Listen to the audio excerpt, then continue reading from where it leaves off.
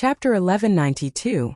Brando was about to ask Haku what he was about to find out, but a figure suddenly appeared in the void and interrupted their conversation. It was Dark Ko-hwa. She sat on the back of a silver wolf and looked up at the world crystal wall. Then she turned around and looked at Brando. She sighed and said, "My lord, you look really bad right now." Ko-hwa. Brando was shocked. "Why are you here? The dusk descends and the wolves walk in front. Shouldn't I be here?" Dark Ko-hwa replied, "My lord, we are enemies now. You are no match for me in your current state. Aren't you afraid that I will take your life?" Brando frowned. At this time the silver wolf under Dark Ko-hwa suddenly spoke. "My lord is a good person. You can't kill him. You promised me." The silver wolf's voice was clear and pleasant, like a string of silver bells falling to the ground. Brando immediately recognized that it was kind Ko-hwa's voice. Looking at the two sisters, he suddenly understood. He asked, "When you led the calamity of wolves to descend in Rushta, you did it on purpose?" Dark Ko-hwa nodded naturally. "So you already knew that the Roman was the will of the Dusk Dragon?" "I knew it the moment I saw her." The girl smiled. "Only my lord is cute and stupid." Brando clenched his fists. If he still had the strength, he would definitely choose to pounce on the she-wolf and punch her. As for whether she was a woman or not, he couldn't care less. "You look very angry." Dark Ko-hwa sneered. "You don't know how happy I am to see you like this. Unfortunately, you won't have the chance to take revenge because I will kill you soon." "Sister." Dark Ko-hwa turned a deaf ear to her sister's words. She jumped down from the silver wolf's back and stood in the void, approaching Brando step by step. Brando immediately tensed up. He knew that his relationship with her was not as harmonious as it seemed. This little she-wolf had been holding a grudge against him for the battle in the deadly frost forest. Although he had once taken care of her in kind Ko-hwa, she did not appreciate it. "You have so many enemies." Haku could not help but complain in his mind. "These are Ekis' daughters. You didn't kill them. Are you blinded to them? They are wolves." "Lady Tis." Brando replied impatiently. What was this woman thinking? He did not kill Dark Ko-hwa because of his promise to the god of giants, Of course, he did not have the heart to kill kind Ko-hwa. Dark Ko-hwa approached him step by step. She sneered and raised her right hand. Her white palm and sharp index finger were like a sharp blade. But when she was about to strike, suddenly a white light flashed and another figure appeared beside Brando, reaching out to stop him. The first thing Brando saw was a dazzling silver hair. The girl's hair hung down from the back of her round head. Her silver hair was like a waterfall over her bare shoulders and back. Her waist was slender, and there was a layer of healthy pink under her skin. The girl's feet were bare, and the perfect curves from her buttocks to her snow-white thighs were displayed in front of Brendel's eyes without any adornments. She was standing in the air, completely naked, but it did not give off a blasphemous feeling. A pair of pointy ears swayed on the top of the girl's head. She leaned slightly to the side, smiled and reached out to stop Dark Ko-hwa. She replied, "Sister Ko-hwa, you can't kill this person." Brando initially thought that it was kind Ko-hwa, but he could tell from the voice that something was wrong. Kind Ko-hwa's voice sounded ethereal and pure, like an inexperienced girl. But this girl's voice had a hint of mischief. Although it was clear and clean, it felt like she was teasing him. Dark Ko-hwa looked coldly at the girl in front of her and said coldly, "Timmies, this has nothing to do with you. Get out of my way." "That won't do," the silver-haired girl replied with a smile. "Isn't that right, Timmies?" "Yes." She nodded again. "You can't go against mother's wishes, Sister Ko-hwa." "Shut up, you crazy woman." Dark Ko-hwa snapped. "I don't care what kind of deal mother has with my poor 13th sister. If I want to kill him, it has nothing to do with Lord Twilight Dragon. This has nothing to do with you either.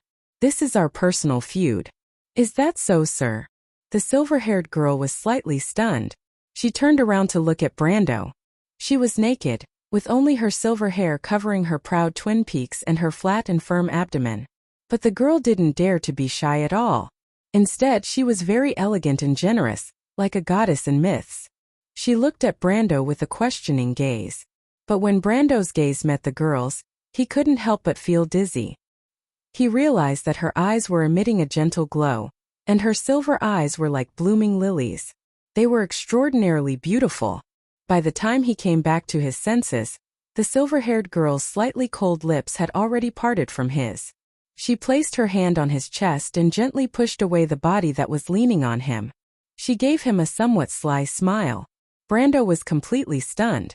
Of course he knew what had happened, but it was as if he had lost that memory. When he came back to his senses, everything had already happened. "I'm sorry, Mr. Brando, but if I don't do this, I won't be able to convince my stubborn sister." She turned around and replied to Dark Ko Hua. "Now the Lord is mine. All right, his lordship is now my lawful husband. You can't let me be a widow, right, dear sister?" "Timmy's." Dark Ko Hua flew into a rage. "Are you going against me?" "You're no match for me now, dear sister Ko Hua," Timmy's replied with a smile. "Besides, the other sister Ko Hua doesn't agree with what you're doing now. Are you going to fight me alone?" Dark Ko Hua's face turned ashen. He immediately shut his mouth and looked coldly in that direction. Brando had yet to recover from his shock. The first thing that came to his mind wasn't the disagreement between Ekka's 12 daughters. Instead, he subconsciously looked guiltily in the direction of the sealed merchant lady. He felt that the space seemed to have become more oppressive. The surging tide of magic outside the elemental barrier became even more violent. The rumbling in the depths of the void became louder, almost suppressing the quarrel between the two she-wolves. For a moment, he felt that Roman was glaring at him with his eyebrows furrowed. But Haku didn't sympathize with him at all. She added insult to injury. "You were licked by a dog, weren't you excited?" "Shut up, that's a wolf," Brando snapped. "It's all the same. Did you have an urge to mate with her at that time?" "Lady Tiamas, please have some self-respect. If I remember correctly, that's your fiancé, right?" Haku replied in a mocking tone. She chuckled and pointed at the realm barrier not far away. Brando was even more speechless. But he found it strange that this woman wasn't afraid at all. If he died, she would die with him. Or did she have the tendency to self-destruct and want to drag him down with her? He could only change the topic. "Don't you think it's strange that Ekis and her daughters don't seem to get along so well? Isn't that normal?" Bai Lung laughed. "Ekis is ambitious. It seems that she has always had such thoughts. After the Sixth War, she was able to stay an heroine with her physical body. That explains a lot." "What?" Brando was slightly shocked. Although the players had fought against Ekis and her 12 daughters in the Amber Sword, it was before dusk. It was just a simple confrontation between order and the calamity of wolves. From that point on, he couldn't tell that there was such an inside story. But he didn't suspect that this woman would lie to him. Because now that he thought about it, what she said wasn't completely unreasonable. The power of chaos was incompatible with the world of order. Although some of the crystal clusters, energy races, and insects would more or less stay in the prime material world after the war, Ekis herself was already a symbol of a law in existence. The higher the degree of coexistence between her and Wond, the weaker her loyalty to chaos was. After the Sixth Era, Dusk was injured by the Night of Azure, and Ekis' physical body went into hibernation in the loop of trade winds. Didn't that mean that she was already accommodated under Martha's law? No matter how he thought about it, there was too much of a problem. "She wants to betray the Twilight Dragon?" Brando couldn't help but ask. "I don't think it's that simple." Haku smiled subtly. "As far as I know, Martha stole her bloodline and left an exclusive human legacy for the witches. But this matter was tacitly approved by Ekis. I suspect that she has made some kind of agreement with Martha in private. Maybe she wants to be Martha, but not necessarily." Brando was shocked speechless by this heavy news for a long time. He was stunned for a while and was about to ask something, but it was at this moment that Haku's voice suddenly became serious. "Don't talk. Don't bother about the two little she-wolves. Prepare for the impact. Your little fiancé might be angry." "What?" Brando was stunned. But just as he finished speaking, he heard a loud and clear crack. His expression changed drastically as he raised his head. He could only watch as a terrifying crack appeared in the realm barrier not far away from him. Dark power immediately surged out from within, covering the sky and earth as it surged towards him, towards the two little she-wolves, and towards the entire world of Wond.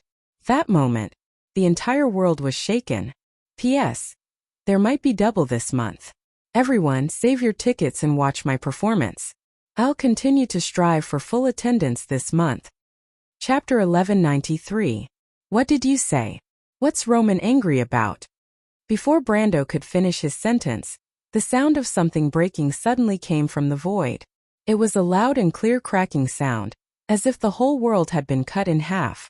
Brando was shocked to see a crack forming on the world crystal wall that spanned hundreds of kilometers. The crack spread along the solid crystal surface.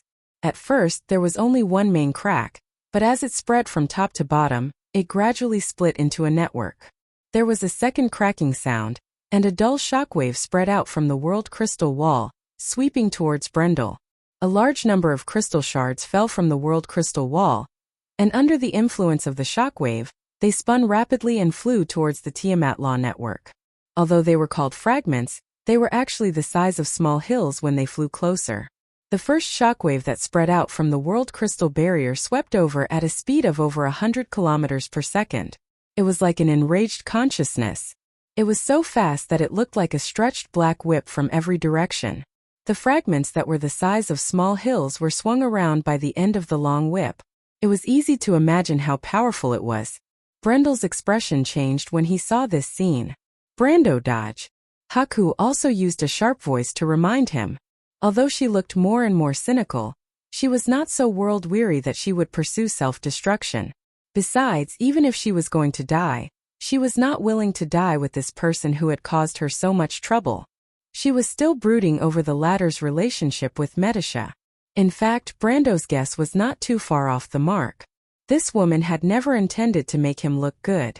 At this time, a crystal fragment whizzed toward him. It rolled up and down, and its size was as big as a mountain. Brando's heart skipped a beat. In fact, he was not in a good condition. Just as Haku said, he had suffered serious injuries during the close-range battle with the Twilight Dragon. His whole body was in pain as long as he moved slightly. More importantly, he could not exert any strength. In fact, if not for this, Dark Ko Hua would not have been able to show off in front of him.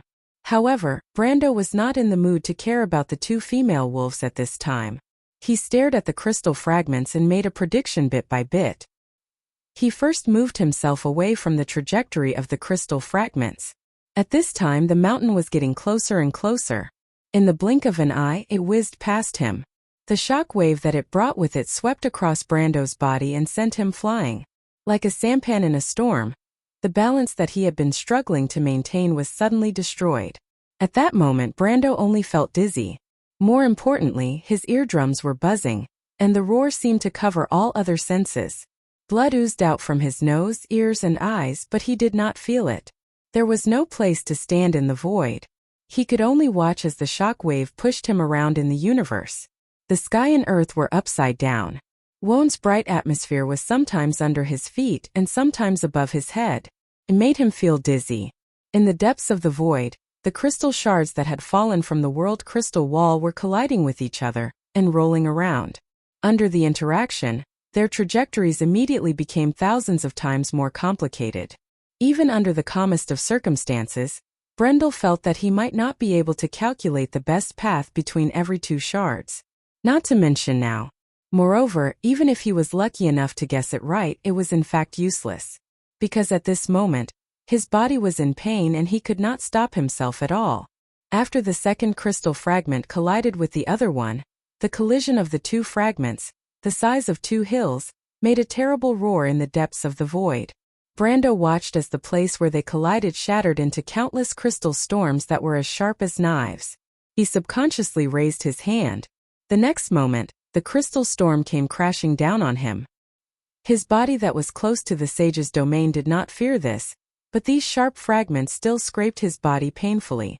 More importantly, his clothes were torn into strips, revealing streaks of blood underneath.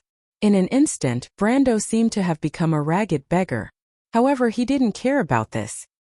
He immediately put down his bloody arm and saw that after the two hill-like fragments were smashed into each other, they changed their flight paths. One of the hill-like fragments was flying in his direction, carrying the fragments with it. "I'm done for." Brando could not help but feel despair. He could not stop the momentum of his flight and could only watch as the behemoth came crashing down on him. Even though his current physique had surpassed most mortals in Won's era, he would still be smashed to smithereens in front of this mountain that was flying at dozens of kilometers per second. But at that very moment, the silver-haired girl who was still leaping around the countless crystal hills, exchanging blows with dim Corfa, only turned her head back for a single glance. She frowned slightly. Then in a flash she disappeared from Dark Ko Hua's sight and reappeared not far away from Brando. Before Brando could react, she reached out and gave him a hard push on his shoulder. Brando felt as if he was riding on clouds, deviating from his original flight path. When he came back to his senses, he found that the hill-like crystal fragments had passed by him in the distance. The direction he was flying in was getting farther and farther away from the world barrier. Instead, he was getting closer and closer to the bright atmosphere of Wonde. Brando could not help but wipe away the cold sweat on his forehead. He turned to look at Timmy's slender figure with a complicated look in his eyes. Previously, he thought that Ekis and his 12 daughters had a dispute over ownership and ideology, but now it seemed that he had become a bargaining chip. At the very least, Timmy seemed to have come specifically to stop Dark Ko Hua from doing anything to him. Why did she do that? What is Ekis' intention? At this time, Timmy's turned back and smiled at him. Mr. Brando, you have to be careful. Sister Ko Hua is very angry. I may not be able to help you later. Is that so, Timmy's? Maybe so. Listening to the she-wolf's question and answer, Brando was speechless for a moment. Far away, Dark Ko Hua's expression turned cold. She stood on the peak of a crystal hill, clenching her teeth tightly as she looked at the scene with a sullen face. She knew that her power had weakened too much in the War of the Sixth Era. Moreover, she had split from her kind side. Although she had inherited part of Minus divine power, she did not want to use the power of order at all. I am not the same as her after all, Dark Ko Hua muttered to herself as she shook her head. She took one last look at Timmy's, and her figure began to fade. Her illusory figure instantly shattered into pieces, turning into tiny specks of light and disappearing without a trace. On the other hand, Brando, who had just avoided a disaster, found himself facing a new crisis. This was because behind the thousands of crystal hills, the black shockwave from the world barrier was crashing towards him. Is this the fury of a little Roman? Brando looked helplessly at the black ripples that stood in front of him like a tall wall. For a moment, he thought he really saw the merchant lady glaring at him fiercely. Do you want to die? Prepare to resist the impact. Haku shouted in his ear. Almost instinctively, a layer of lines of law appeared around Brando. The next moment, the fury of a little Roman rushed towards him. Brando felt as if he had collided with a tangible force and was sent flying. The feeling of the world spinning returned almost immediately. However, he had gradually become familiar with the feeling of losing his sense of direction. He raised his head with some difficulty, only to find that he was being pushed by the shockwave in the direction of Tiamat's web of law. In that direction, the bright atmosphere of Wonde was getting closer and closer. He squinted his eyes, and could almost see the mountains and rivers under the clouds. The first ray of dawn was rising from the ground. The first thing that jumped out of the horizon was a dazzling golden light. He hung upside down and could see the edge of this world clearly. It was completely different from the world he was familiar with. It did not have the arc of a planet, but a stretched straight line, like a chessboard that contained heaven and earth. On the edge of the mountains and the ocean there was the outline of a city. He could even see the white waves that were rolled up by the storm, but the longer he looked, the more dizzy he became. After a moment of daze, he finally remembered his current situation. Although the large and small crystal mountains were no longer a threat to him after he was pushed away by the shockwave, now he had to face another situation. That was the problem of how to fall into the atmosphere. Although he did not know how high Wonde's elemental barrier was, he could imagine that if he fell like this, even a true god would be half dead. The speed of his fall was getting faster and faster. Although the distance between him and Wonde did not change, he gradually felt that he was getting closer to Tiamat's web of law. He looked up and found that the silver web had lit up. Almost in an instant he passed through the giant net. Oh! Chapter 1194. As soon as he entered the elemental barrier, Brando immediately noticed the anomaly. He found that when he observed it from outside the law of Tiamat, The latter was a giant network formed by interweaving silver rays of different thicknesses that covered the entire sky of Wond. But after entering the network, the world became different. First of all, the orderly light rays disappeared. When he observed it from the inside, it was no longer a crisscrossing light beam. Brando was shocked to find that he seemed to have entered a huge world of constructs. The black metallic constructs floating in the universe were a bit like the divine constructs in Hazel's mythology. They were black, cone-shaped metal bodies, covered with a crystal lattice network, and extended to the left and right sides like solar panels. But instead of silicon crystals, they were prismatic, translucent rosin crystals. Tens of millions of these strange constructs were suspended in the atmosphere hundreds of kilometers away from Wond. They were arranged in an orderly manner, forming a giant array with thousands of layers from top to bottom, with no end in sight from left to right. And in between these constructs, there were a few particularly large irregular geometrical objects made of the same material, but Brando always felt that these things were like spaceships suspended in space. When he first saw those things, they were a bit familiar, but when he took a closer look, he suddenly remembered where he had seen similar things. His memory flashed across the endless snowy plains and glaciers in the center of the dead frost forest. There were similar black towers standing on the glaciers. They were like fragments of a giant, falling from the sky and falling to the ground, drawing deep trenches on the glaciers. The origin of these towers was recorded in the literature. They were the remains of the giant god Milos. But what the hell were these things? For a moment Brando forgot that he was still falling. He stared blankly at the orderly rows of constructs.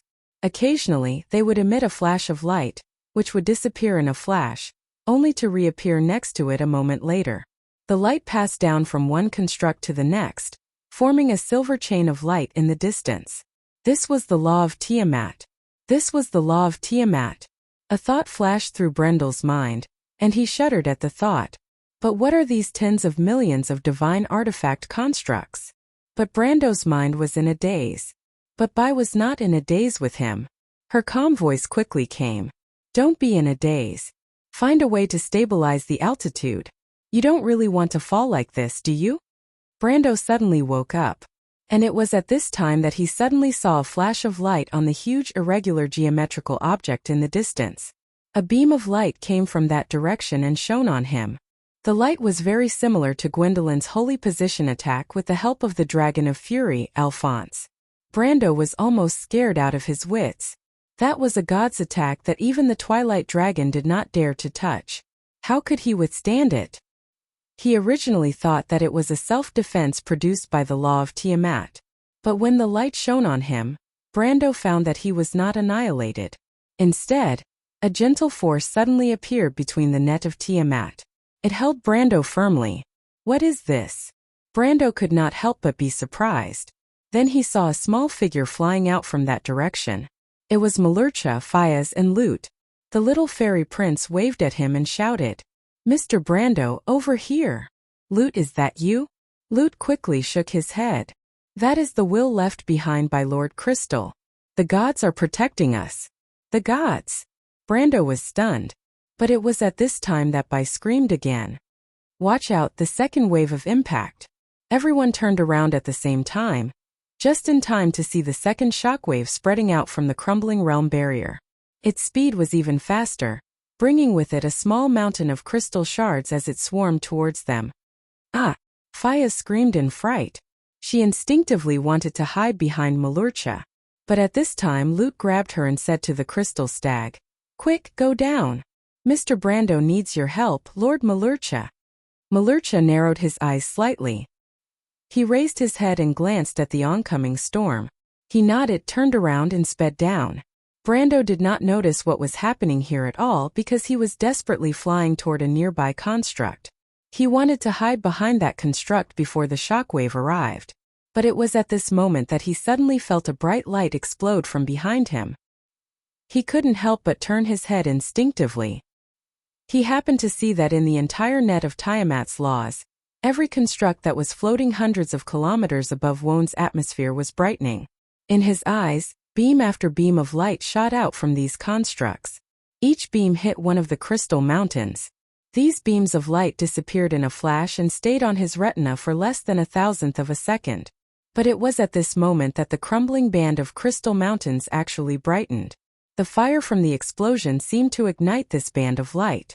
They all turned into a ball of burning flames in the same space, and finally turned into smoke and disappeared. It was as if a wall of fire had been created in the void, but it only lasted for a few seconds before completely disappearing. In the end, only the raging shockwave was left. Brando let out a muffled groan. He instantly felt himself being drowned in the storm again. His falling speed increased again, but this time he finally had time to react. When the impact brought him down to the middle and lower levels of the net of Tiamat's laws, he used all his strength to fly toward one of the constructs. That construct did not look too big from afar, but when he got closer, he realized that it was not much smaller than the crystal mountains he had seen before. His falling speed was very fast, and in the blink of an eye, that cone-shaped construct presented a huge shadow in his field of vision. At this moment it looked almost the size of an asteroid. The flat shadow quickly spread out in front of Brando. Brando knew that he was about to hit the ground soon, so he quickly used the last of his strength to curl himself into a circle as much as possible to prevent the impact of the landing from damaging his more fragile internal organs. There was a loud boom. He had already crashed into one of the shadow surfaces of the construct like a meteor, leaving a huge dent in the surface in an instant. Then he screamed as he was bounced up and rolled down along the flat shadow surface, as if he was about to fall into the void again in an instant. Brando quickly reached out to grab any place he could grab, but unfortunately he was falling too fast, and the surface of the construct was too flat. There was no place for him to grab and stop.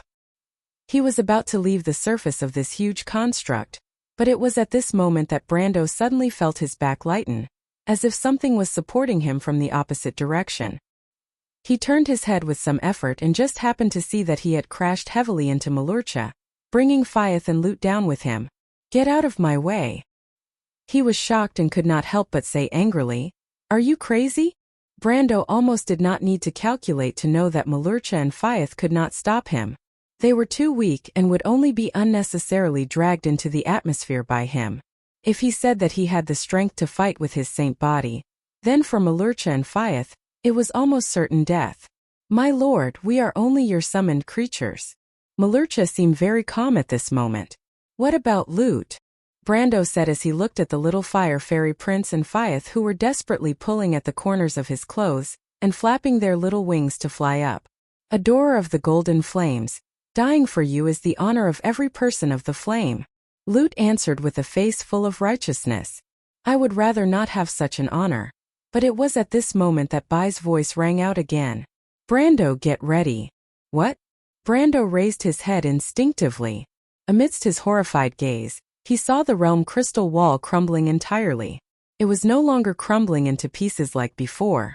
Instead, it was crumbling into pieces.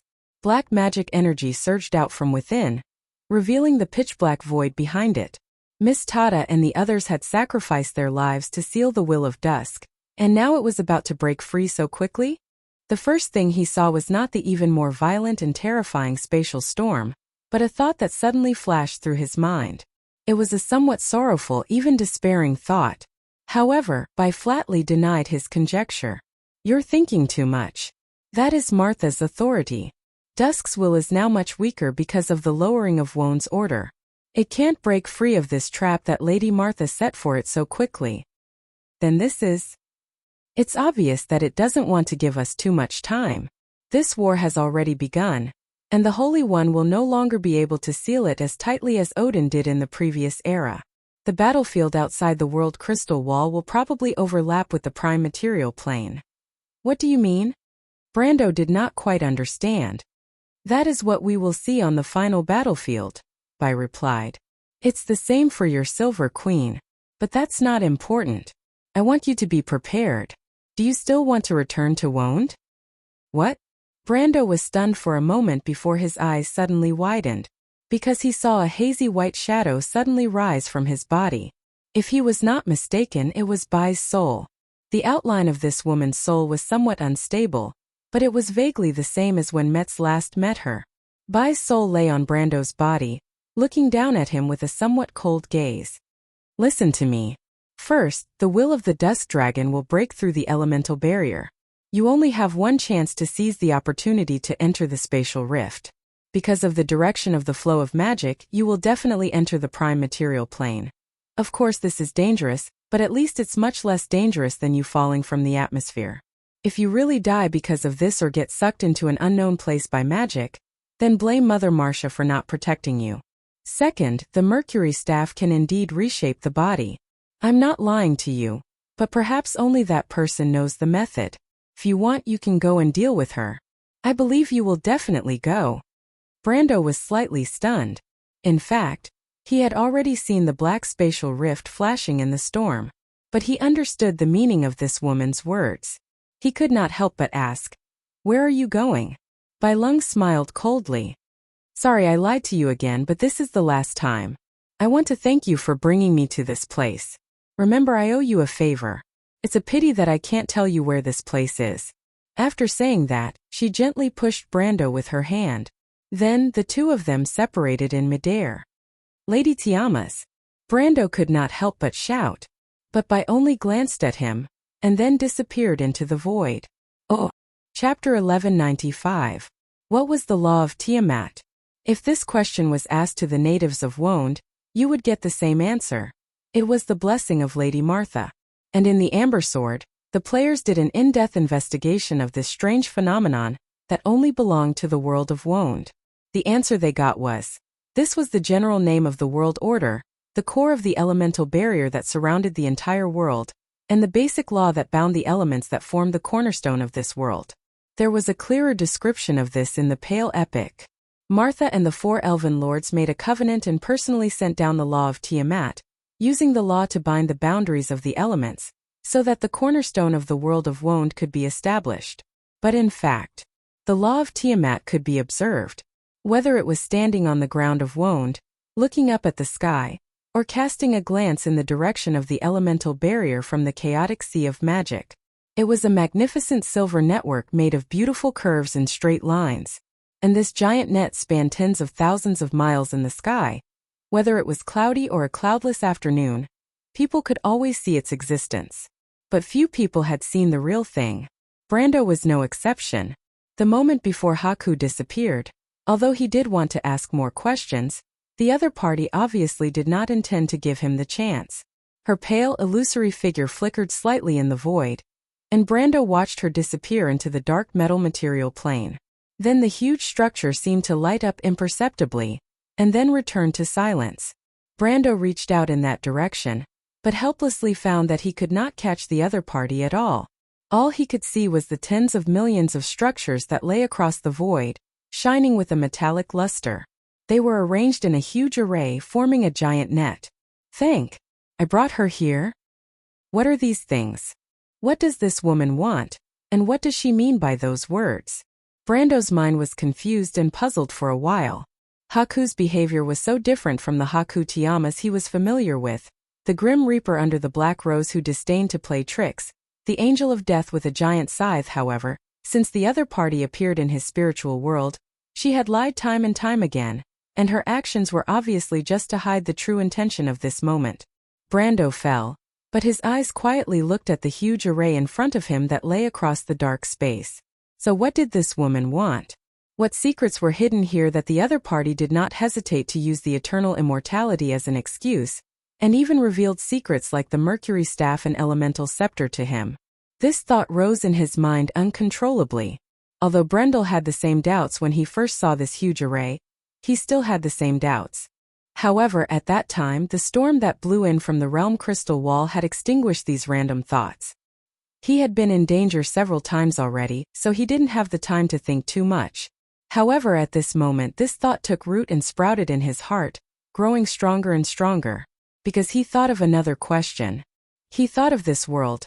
Brando remembered that in the game, the furthest places that players had traveled to should be the river of scorching heat and the depths of hell. And some players traveled between worlds with the Plane Traveler's fleet. They had been to many unknown worlds and broken planes, and even traveled for a long time in the gray segment, making enemies with the ether predators. But there was a common sense: no one could reach the outside of the elemental barrier.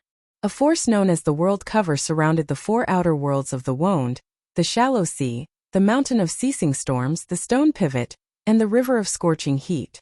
When people tried to pass through it, they would be sent back by the opposite force and there was no escape. But when the Dragon Queen pulled out the cornerstones of the 4 elemental planes laws, the situation became a little different. The shallow sea and the mountain of ceasing storms collapsed one after another, followed by the stone pivot and the river of scorching heat. When the 4 elemental planes that surrounded the wound disappeared, the barrier between the wound and the elemental barrier disappeared. Brando was not sure if he was the only person who was lucky enough to witness this scene in thousands of years, but at least he was sure of one thing. He must be the only player who was lucky enough to witness all of this with his own eyes. But when he saw this spectacular scene, this question flashed in his mind. Then what did all of this mean? Fayez and Root were shouting in his ears. The storm that represented the Twilight Dragon's will was roaring.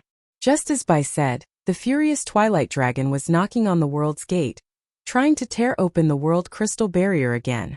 Although she had not done so, the power of the entire world had been transmitted from behind the world crystal barrier.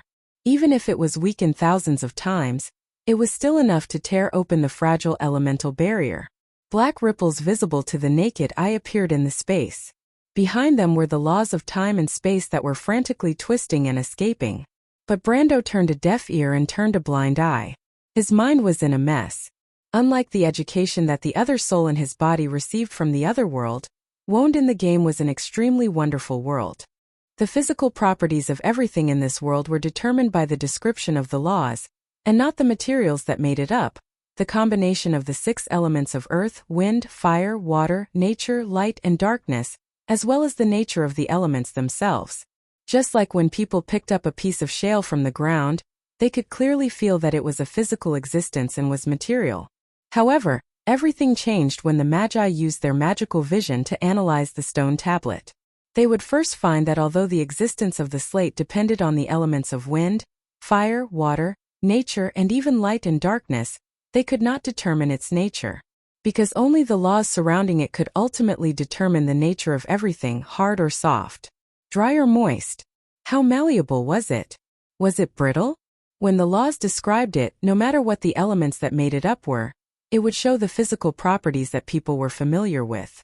Because the elements were only the material foundation of Wound, they were like the bricks needed to build a building, and only the design blueprint could determine what the building would eventually look like. It was like the process of a programmer labeling and injecting data into a thing he created. No matter how the zeros and ones in the language he wrote down, in the end, what would appear in front of the players would be what the thing should look like in the game. In the Amber Sword, the logic of the world was in line with its setting as a game, so the players did not care about it. But since coming to this world, some problems have arisen. If Wound was no longer a game world, then how did this world with one or more creators work? Why did it show almost the same nature of the world as in the game? Brando was not a poet who needed to explore the truth of the universe, and of course, he was not one of those wizards who lived in towers all their lives in pursuit of ultimate knowledge and mysteries. So he rarely thought about such questions. In fact, there were many problems that he needed to solve, whether it was the chores of Abes, the troubles in Erewhon, or the covetous Madara at the border, or the ambitious empire. It seemed that even if he had to deal with these things one by one, it would take up all his time and effort, and he would not have the opportunity to think about these trivial problems. After all, he did not think that one day, unexpected events might force him to think about such a problem. What was this world? But it was not that he did not think about it at all. When he first arrived in this world, when he lay in the countryside of the Green Village with Roman and Freya and looked up at the stars, he also had this question in his mind. He once hoped that this world was just a dream of his, that he could wake up from his dream at any time and return to the civilized and orderly world that originally belonged to him. When he woke up from his bed and opened the door of his room, he could see the familiar, teasing smile of Senior in black tea, telling him that it was just a prank. But as he went deeper into this dream, he personally changed the kingdom bit by bit, changed the fate of many people, and saw those familiar names around him, no longer repeating their sad and bleak ending. This hope gradually became a nightmare in his mind that he could not get rid of. Every time he talked to Amandina, every time he listened to the strange ideas of the little Roman, every time he strolled in the afternoon sun of Abes castle, watching the shadows of the leaves on the ground of the courtyard, he could not help but wonder if this was a dream, And if he would wake up and find that all this was just his imagination, every time such a thought came to his mind, he could not help but feel depressed and uneasy. He even had several similar nightmares, in which all his uneasiness and fear turned into reality. When he woke up in the middle of the night, he was already soaked in cold sweat. As time passed, this nightmare gradually expanded. Sometimes he would even wonder if this world was still a game. He sometimes even thought about it this way. Perhaps the world itself was still a game, and when he woke up, he would find that everything he had experienced was still just data in the game. Chapter 1196. This thought lingered in his mind, and it was more realistic than all the nightmares he had experienced. Because if he didn't explain it this way, he couldn't explain why this world was still exactly the same as in the Amber Sword. He couldn't explain his transmigration, nor could he explain the system he had. He couldn't explain this world that could be digitized by the game data of the past. Because of this, he didn't dare to explore too much. He was afraid that he would accidentally discover the truth of this world. He carefully controlled his gaze within an acceptable range, as if pretending that all these things that didn't make sense didn't exist. It sounded like an ostrich, but for Brando it was a choice he had to make. Otherwise, he really suspected that he would go crazy in this dream that he couldn't wake up from. Self-doubt and denial would always destroy all people's beliefs. But at this moment, when the law of Tiamat behind the elemental barrier tore open the veil and revealed the true side of the world in front of him, he found that all his previous speculations seemed to have lost their ground. Brando had to stare at the huge array in the void without moving, and for a moment, he didn't know whether to feel lucky or uneasy. This might not be a virtual world or a world in a dream. The myth described in the Pale Epic went like this: Martha and the 4 elven lords made a covenant, and personally sent down the law of Tiamat, using the law to constrain the boundaries of the elements, so that the foundation of the world of Woned could be established. This was a chapter in the Book of Creation, or to be exact, the first section of the second chapter of the Book of Creation. This was the history that happened in the first breath of the world after it was born in the light. The natives believed in it, but the players thought it was just a fictional but imaginative description. Brando used to think so too. So in his imagination, the law of Tiamat in the myth should be a huge invisible order that shrouded the entire world of Woned. Martha's supreme divine power created this world, and such a miraculous power ran through the world of Woned. People couldn't see it and they couldn't touch it. For a long time, people only felt the rise and fall of the sun and moon, the alternation of the seasons, the circulation of the atmosphere, and everything in Woned. Its only form should be the strands of silver law, which were the most basic rules and truths of the world of Woned. They intertwined and combined to form everything in this world. Just like the shale stone slab mentioned earlier, and in the game this so-called law of Tiamat should be a piece of data. It didn't require too much power or miracles. As long as the designer set a definition for it, it would be like a game engine of the Amber Sword. Naturally, it would be able to support the rising and setting of the sun, the changing of the seasons, and the laws of all things in this world. But no matter which guess it was, at the very least it shouldn't have appeared in front of him like this. Some cold rows of black metal constructs, far and near, tens of millions of them hung in the sky hundreds of kilometers away from Vaunt's atmosphere. It was like a 1,000-kilometer-wide ring of stars, although this ring was parallel to the Earth and had no curvature. Brando didn't know if this thing was Martha's creation, or a miracle created by the gods and Martha together. But this cold behemoth in front of him was obviously the legendary law of Tiamat, which laid the foundation of all the laws of Woned. After the gods left, it took over and controlled everything in the world of Woned. The formation of every rock and soil, the process of every raindrop solidifying from the clouds and falling to the ground, the flow of rivers, the growth of all things, even the decline and rise of civilizations, the birth and death of life, all were under its control. If this world was still a game, then it obviously didn't need such a strange existence. The game engine of the Amber Sword by the designers obviously didn't need a physical existence in the game. Then all of this was too strange. What are they? Brando couldn't help but have such a thought in his mind. When he finally sorted out such a thought from his own thoughts, he came back to his senses and heard Fyeth and Lute shouting at him in his ears. "Mr. Brando, what's wrong with you? What are those, Lute, do you know?" Brando couldn't help but ask. The storm from the world's crystal wall was passing through the entire network of Tiamat, but the metal constructs suspended in the void were motionless in the storm, as if they were not affected by anything. I don't know, Mr. Brando. Lute shook his head. But these must be the legacy left to us by the gods. I feel the breath of the ancestors, the dragons, and Martha from them. As he spoke, he pulled out the flame sword from his back and said loudly, "But that's not important now, Mr. Brando. We may be falling into the Wone next. At that time, I will summon the power of Odorfice and find a way to protect you with Mr. Malurcha. No matter what, you must reach the prime material plane safely." Falling into the Wone. Brando froze for a moment. Wait, didn't Lady Tiamat say that we can pass through the spatial turbulence and follow the flow of magic to the prime material plane? Who is Lady Tiamat? When did she say such a thing? Lute asked, puzzled. That's... Brando was stunned and asked, "You didn't see her?" "Who? Mr. Brando, are you hallucinating?"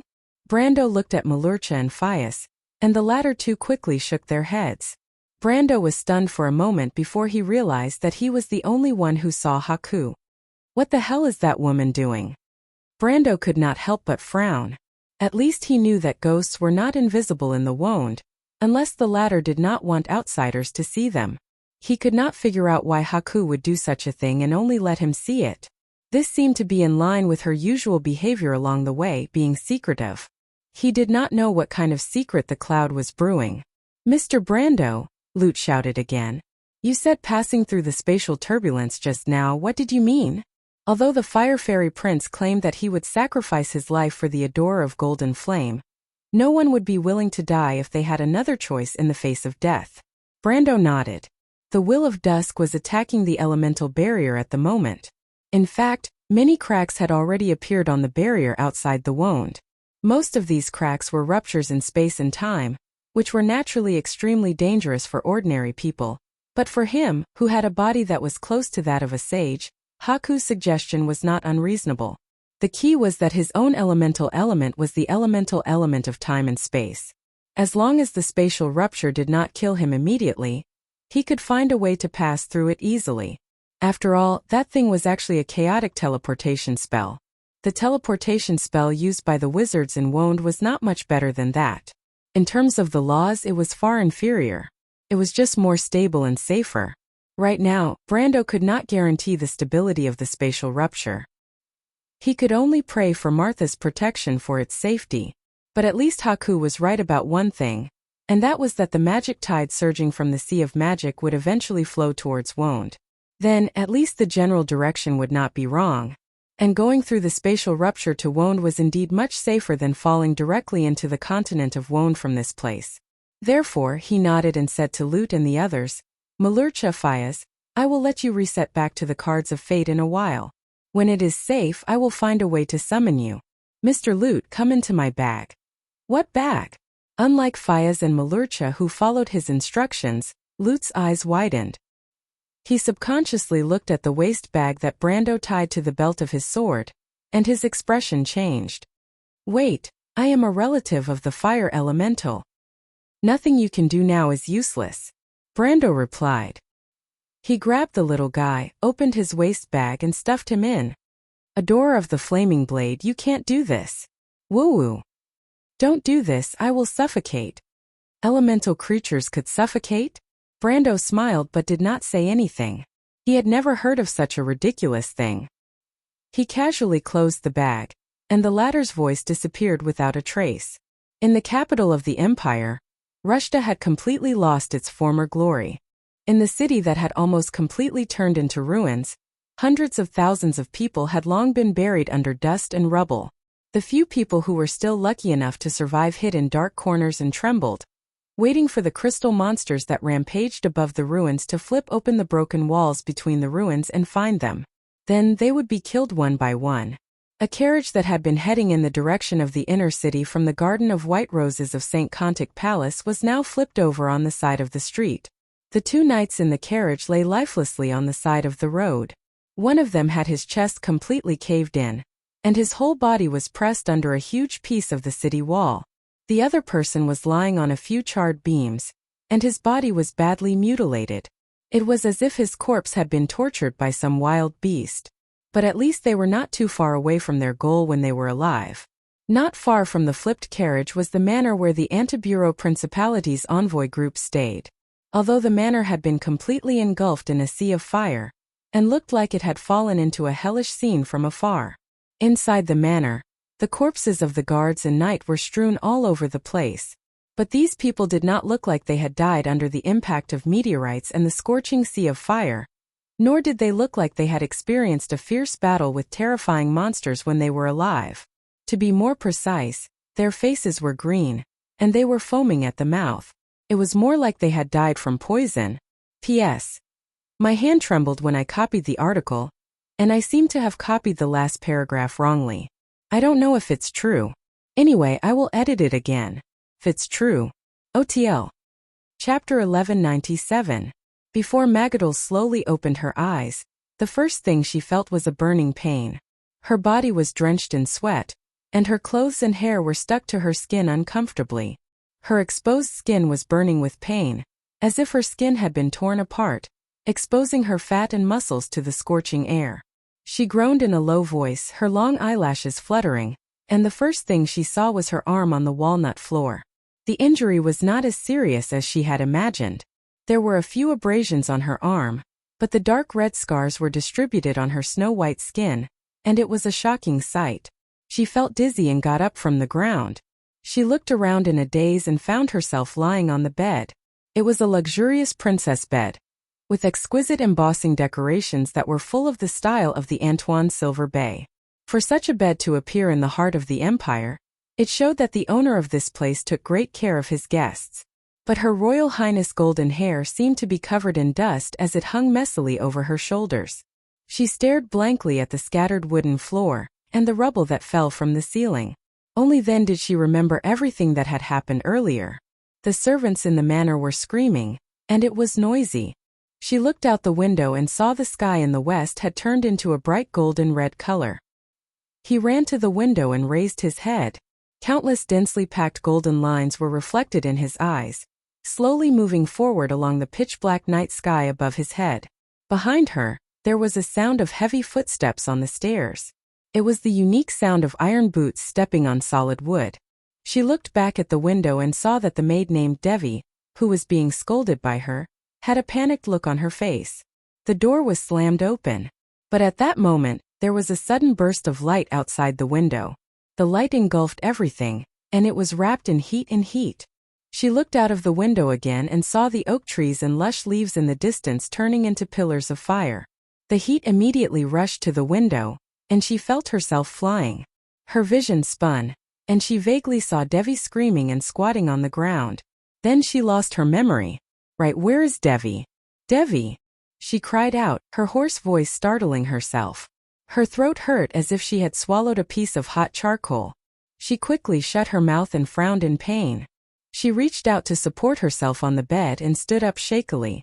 Outside the manor was a sea of fire. Burning trees, dried up fountains, and toppled bricks. The raging fire reflected the stone slabs into a golden red color. Strange shadows swayed in the light of the fire, as if it was a scene from hell. Tiwei, are you there? Magadol walked through the dark corridor, her voice echoing in the empty mansion. She carefully avoided the corpses of the guards on the floor, and found a shoe among the ashes and charcoal. The maid's leather shoes were obviously left behind later. She picked them up and then struggled to walk down the stairs. The hall was in a mess. All the lights had been extinguished, and it was pitch black. The door was wide open, and the light from the fire shone in from outside. She stopped at the turning point of the stairs between the hall and the corridor on the second floor, and saw the corpse lying quietly by the door. It was the cold body of a young girl, lying on the wooden floor. Her thin body was split into two from the waist, and her black and white maid uniform was stained with blood. She was barefooted, and her hand was clutching the Empire's queen's seal ring tightly. Her eyes were empty, as if she had died with a grievance, and her mouth was slightly open. Magadol covered her mouth and subconsciously took a step back. Her body slammed into the wooden wall behind her, and dust and ashes fell from her head. But she did not feel it, and her eyes were filled with sorrow and disbelief. She did not know if it was the body of her maid or the ring in her hand that hurt her deeply. Suddenly, a light flashed in her mind, and she came to her senses. She took another 2 steps back, and without looking back, she turned around and ran up the stairs. With a loud crack, the place where Magadol was just standing suddenly shattered, and a black shadow fell from the sky. It was a hideous beetle-like monster.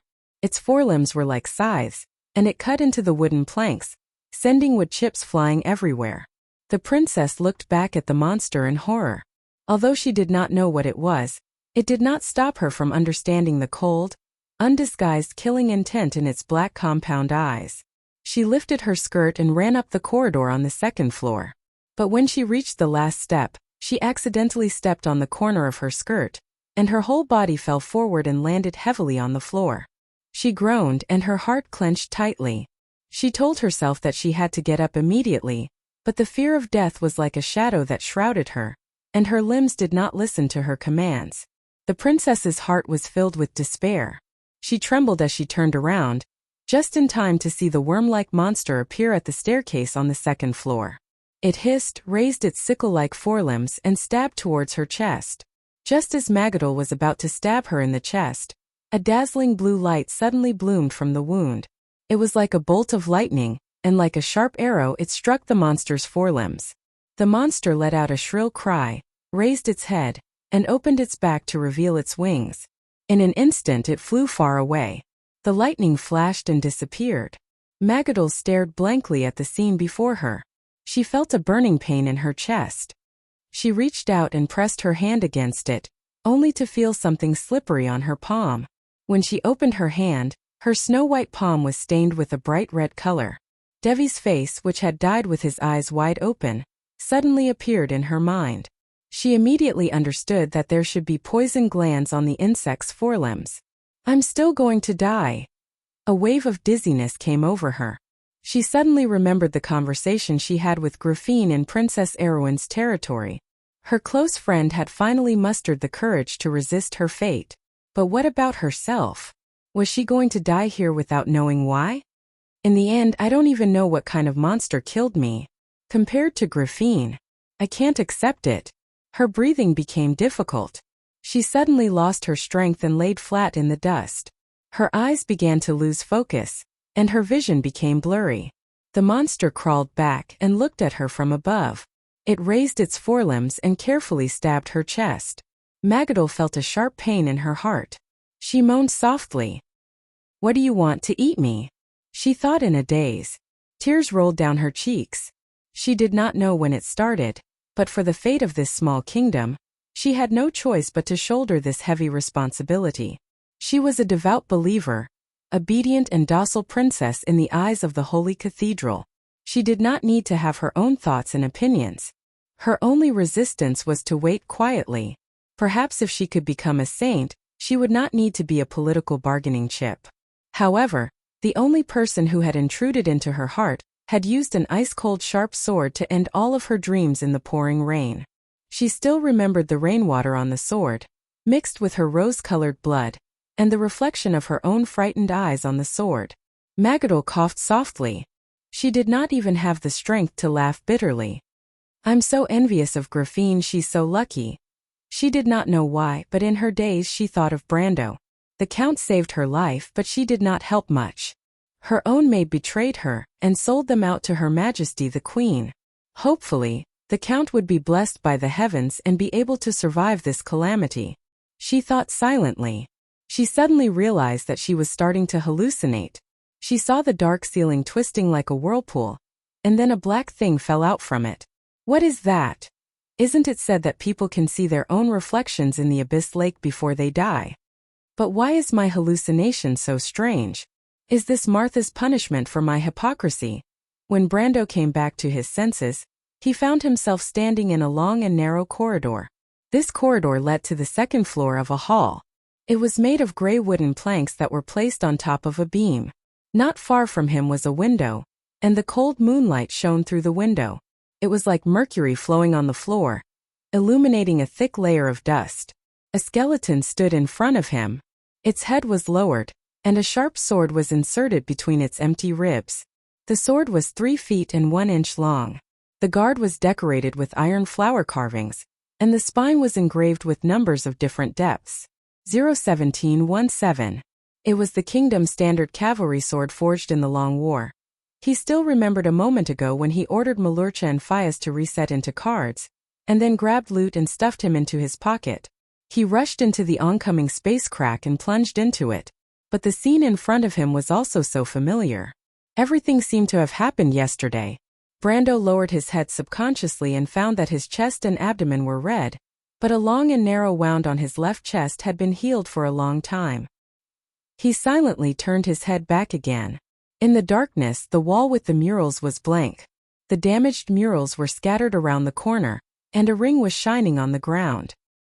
He reached out his hand to touch his waist, but he felt nothing. Brando! A clear, slightly curious voice sounded downstairs. The voice was like a string of bells, falling on the ground in the darkness. It echoed clearly and had a magic that went straight into one's heart. Chapter 1198. Brando! A clear and curious voice came from downstairs.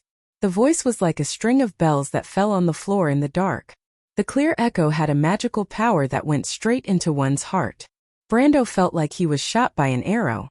His whole body stood straight on the spot. He slowly turned around and moved his neck stiffly. His gaze swept across the dark hall and landed on a familiar face. The merchant girl looked up at him. She was wearing a thick leather skirt that was very simple in the butchy region. There was a bulging leather bag hanging on the leather skirt. She held a hammer in both hands and pressed it on the leather bag. She wore thick gloves and a pair of somewhat playful round-toe leather shoes. Her long hair was tied up high at the back of her head, and her smooth forehead reflected the bright moonlight. The pair of dark brown eyes reflected her unwavering curiosity and concern. Clang! The hammer slipped from the merchant girl's hands and fell to the ground. Brando opened his mouth, but he could not say that name. Madar's army is outside. I'll take you away. This time they can't stop us. I'll take you to fulfill your dream. This time, I'll make you the richest merchant in the world. Come with me, Roman. He had a lot to say, but he could not say a single word. The merchant girl folded her hands on her bag and smiled shyly at him. I know that Brando cares about me. Not only the Roman, but Brando also has his own dreams. We made a promise. Do you remember the first time we sneaked out on an adventure? That despicable merchant wanted to cheat us of our money. Brando fought with his life on the line. Brando, I don't know where you're going, but I'll try my best to follow you. Even if everyone hates the Roman and my aunt, Brando will always stand on the Roman side. So no matter what Brando wants to do, the Roman will always stand on Brando's side. Brendel rushed to the railing of the corridor and gripped the handrail so tightly that his knuckles turned white, as if he was going to break the wooden railing. At that moment, he suddenly understood how important the merchant girl, who seemed to never have any worries, was to him. He was destined to be a lonely traveler, a traveler who had to face the world alone. But in this world, there was someone who always stayed by his side. She was often muddle-headed, stubborn, and sometimes she would throw tantrums. Sometimes she would have strange ideas. She was smart, wise, and talented. But none of these were the real her. Only the merchant girl who always stood behind him, chasing after him step by step, had left the deepest mark in his heart. Brando, don't pinch my face. It hurts. He opened his mouth and was in so much pain that he almost suffocated. But in the end he still shouted, Roman, come with me. I'll take you away from here. Go on an adventure with me. Do you want to see the other side of the Black Forest? It's the most magnificent scenery in the world. Let's go together with our caravan and travel to every corner of the world. The merchant girl's smile grew wider. She was so happy that she almost giggled. But in the end she patted her little bag lightly. She raised her head proudly and said to him, I'm leaving, Brando. Why? Brando felt himself sniffing. Roman thought carefully. Because the road ahead is still very long. Brando, you have to keep going. I'll wait for you in front. Then wait for me. Brando blinked. He said solemnly. You have to wait for me because I'll definitely catch up. The merchant girl smiled and nodded. I'll wait for you, Brando. She took a deep breath. She sniffed lightly. He pressed his heel against the ground and turned his body around with it as the center. She walked forward. The moonlight shone through the door and onto the ground, imprinting her long shadow. She took 3 steps then stopped. She turned back to look at Brando, then walked out with satisfaction. Brando silently looked at the merchant girl's back as she disappeared from his sight. He suddenly raised his head and pressed his hand against the bridge of his nose and eyes. Outside the door might be the mountains of Wuxia, but that night's bright starry sky, the bright river that stretched across the pine star field. I wonder if it still exists in this dream? He heard the sound of the mountain wind in his ears. It was passing through the wilderness, passing through the sleeping Wuxia. The will of dusk finally broke through the law of Tiamat. A thought of this great will was stirring up storms and tides in the sea of magic, descending upon the world called Wond. The storm that was formed outside of the elemental domain resonated with the physical world. The tides of 1,000 years could be seen forming outside of the elemental barrier. The people on the ground saw the purplish-black waves sweeping across the sky. Wherever it passed, magic vibrated. The borders of the dark forest stirred, and monster nests appeared out of thin air in the wilderness. But in Nun Princess Magadol's vision, she only saw the black shadow that fell from the sky and hit the monster that was tearing her chest apart. The latter was wrapped in a twisting force as it passed through the spatial rift. The moment it came into contact with the monster's entire body was flattened like a piece of paper, and it exploded. Countless pieces of broken limbs and flesh burst out in all directions, creating a rain of blood and flesh. She was finally awakened by the bloody storm. Regaining her senses from the illusion, she realized that what she saw was not a reflection of fate in the abyss lake, but a real upheaval that was happening around her. But just as she realized this, the black shadow had already landed heavily on the ground beside her. The walnut planks instantly exploded, and the broken pieces of wood fluttered like butterflies. Magadol felt that the floor had been penetrated by the black shadow.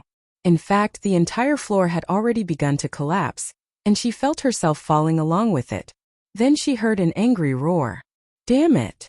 Lady White Mist!" Magadol used the last of her strength to shout in surprise. White Mist's mind was still in a mess. The chaotic laws of the spatial rift had affected her somewhat, but she could still tell that the owner of the voice was someone she knew. But she did not have the time to think about it, because the whole world was shaking at this moment. The aura of the Dusks will descended upon the world, and along with the raging will, countless of stone slabs on the streets turned into dust in an instant. Even Magadol could feel the tremors of the outside world. She wanted to say something, but at this moment, she could not help but shut her mouth. Moreover, she felt that she was about to fall to the ground. But at this moment, White Mist spoke. "Hold on tight to me, don't think too much when you pass through the spatial rift." "What?" "Don't think too much and thank Brando for giving you something really good." The noble manor where Antoine Bureau's envoy was staying at was turned into dust at that moment, but at this moment, very few people had the time to care about the fate of others. In the St. Contapu Palace, the crystal clusters were pouring into the Garden of the White Rose. The Flame family knights were defending the entrance of the tunnel, but their defense line was still being pushed back. The sages appeared in the crystal clusters. The entire 1,000-year-old capital of the Kurlets seemed to be experiencing a terrible earthquake. Large pieces of the ceiling were falling off from the top of everyone's heads.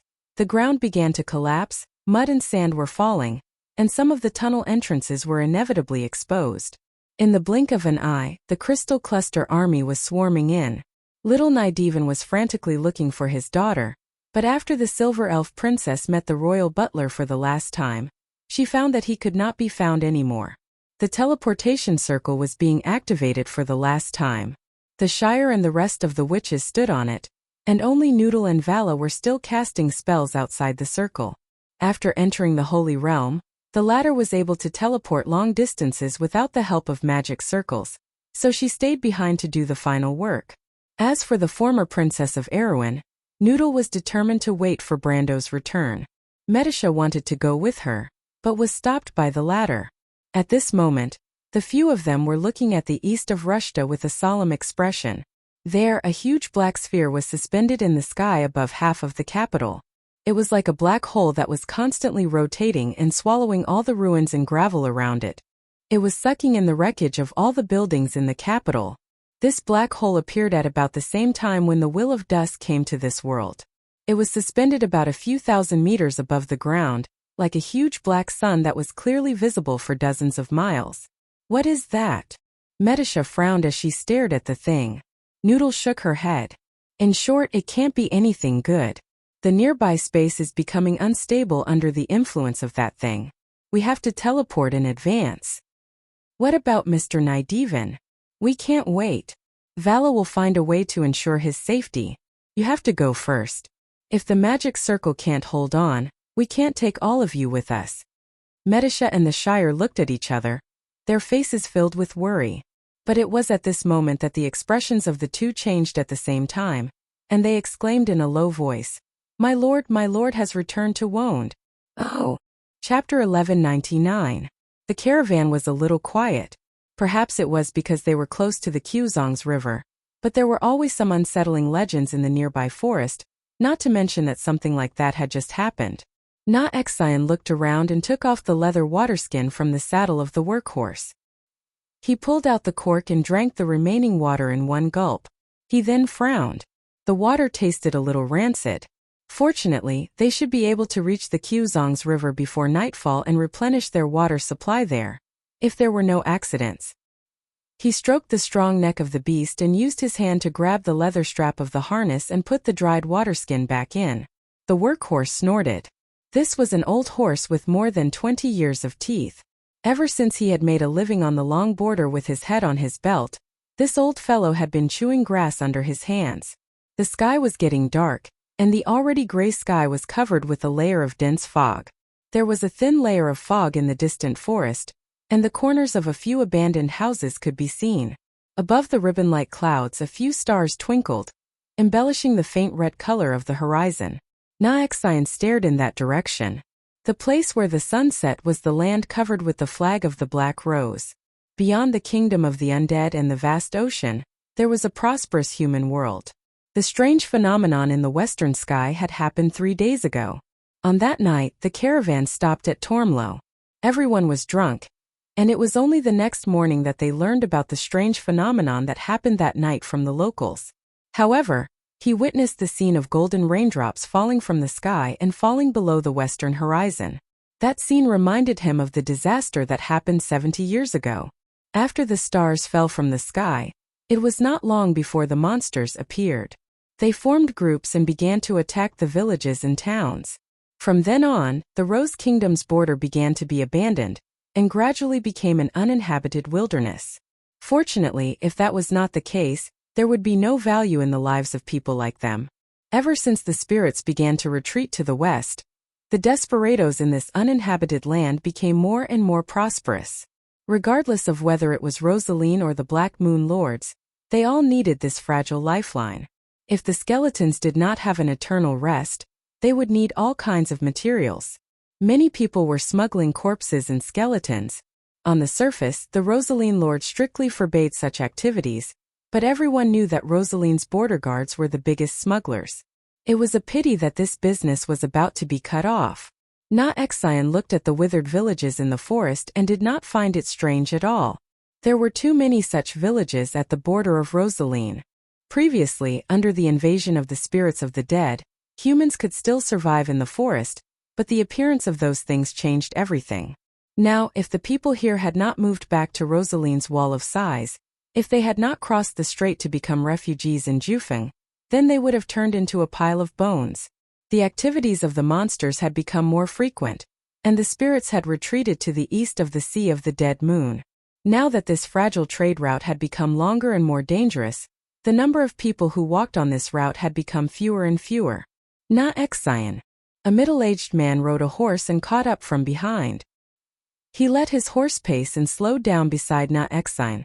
When the shadow covered Na Exion, he raised his head and looked at the man. The man sitting on the horse's back had a serious face under his flat forehead. On both sides of his straight nose, there were two sharp eyes that made one's heart palpitate. The vicissitudes of life in his eyes seemed to hide many stories. He looked weather-beaten, but his exposed skin was well maintained. He did not look like a desperado who rolled on the tip of a knife. He looked like a person who had lived a pampered life. People like him were usually nobles or knights from the north of Rosaline. Na Exian looked at his warhorse. It was a real warhorse, not a mixed breed like a draft horse. The horse was as tall as a person from its back. It was slender and strong, and its fur was glossy. When the horse stood still, the perfect lines of its muscles were like a living work of art to Na Exian. Na Exian did not know how much this horse would fetch in Rosaline, but she knew that it was not a matter of money, because this was a typical ghost chariot. In the 9 Phoenix, only the most righteous knights would be able to use such a mount. Therefore, he did not dare to have any thoughts about this horse. The real desperados might have evil thoughts about the nobles of the 9 Phoenix, but he was just a street sweeper, not a butcher on the dark road. The middle-aged man was wearing a thin gown. His half-length black hair hung over his shoulders and was tied into a thin ponytail behind his head. He wore a black leather eyeshade that covered half of his face. A scar that looked like an earthworm peeked out from under the eyeshade, like a tattoo engraved on the right side of his face. His hand, which was wearing a mink leather glove, was always holding the reins. His other hand was never far from the hilt of the long sword hanging on the saddle. It was a bronze sword in the shape of a piccio swallowing its mouth. It was very different from the other sword styles in Wound. Under the control of the knight, the horse snorted and puffed out a thin mist from behind the reins. The middle-aged man looked down at him and said, "Do you still have water?" Na Exian looked at him respectfully and replied, "The water is a little rancid. Is Miss Phoenix Flame thirsty? But the Chiosangze River is just ahead. Mr. Liu? It's the person you picked up. He's awake." Na Exian asked with a little surprise. 3 days ago, after the strange incident, he picked up the young man from the streets near Tormlo. When they found him, the young man was lying under a low stone wall. He was wearing a strange overcoat and was unconscious with his face down. Na Exian knew that the place used to be the main road for the farmers of Tormlo to herd their sheep. However, ever since the monsters started wreaking havoc, the herdsmen had migrated to the west of Tormlo, leaving behind an uninhabited area. They did not know how long it had been since they last met a traveler who was not one of them. However, he concluded that the young man was most likely not a scavenger. First of all, the young man did not look like the people in this area. His hair was not black, but a beautiful dark chestnut color. His nose bridge was very high, his lips were thin, and his skin was very white. He was a rather handsome young man. Na Exian had seen the dark nobles among the undead a few times before. He subconsciously felt that the young man was very similar to those people, but he did not have a cold aura. Although the young man's clothes were badly worn, he could see that the workmanship was very fine. The shirt inside was actually made of silk. This surprised Na Exian.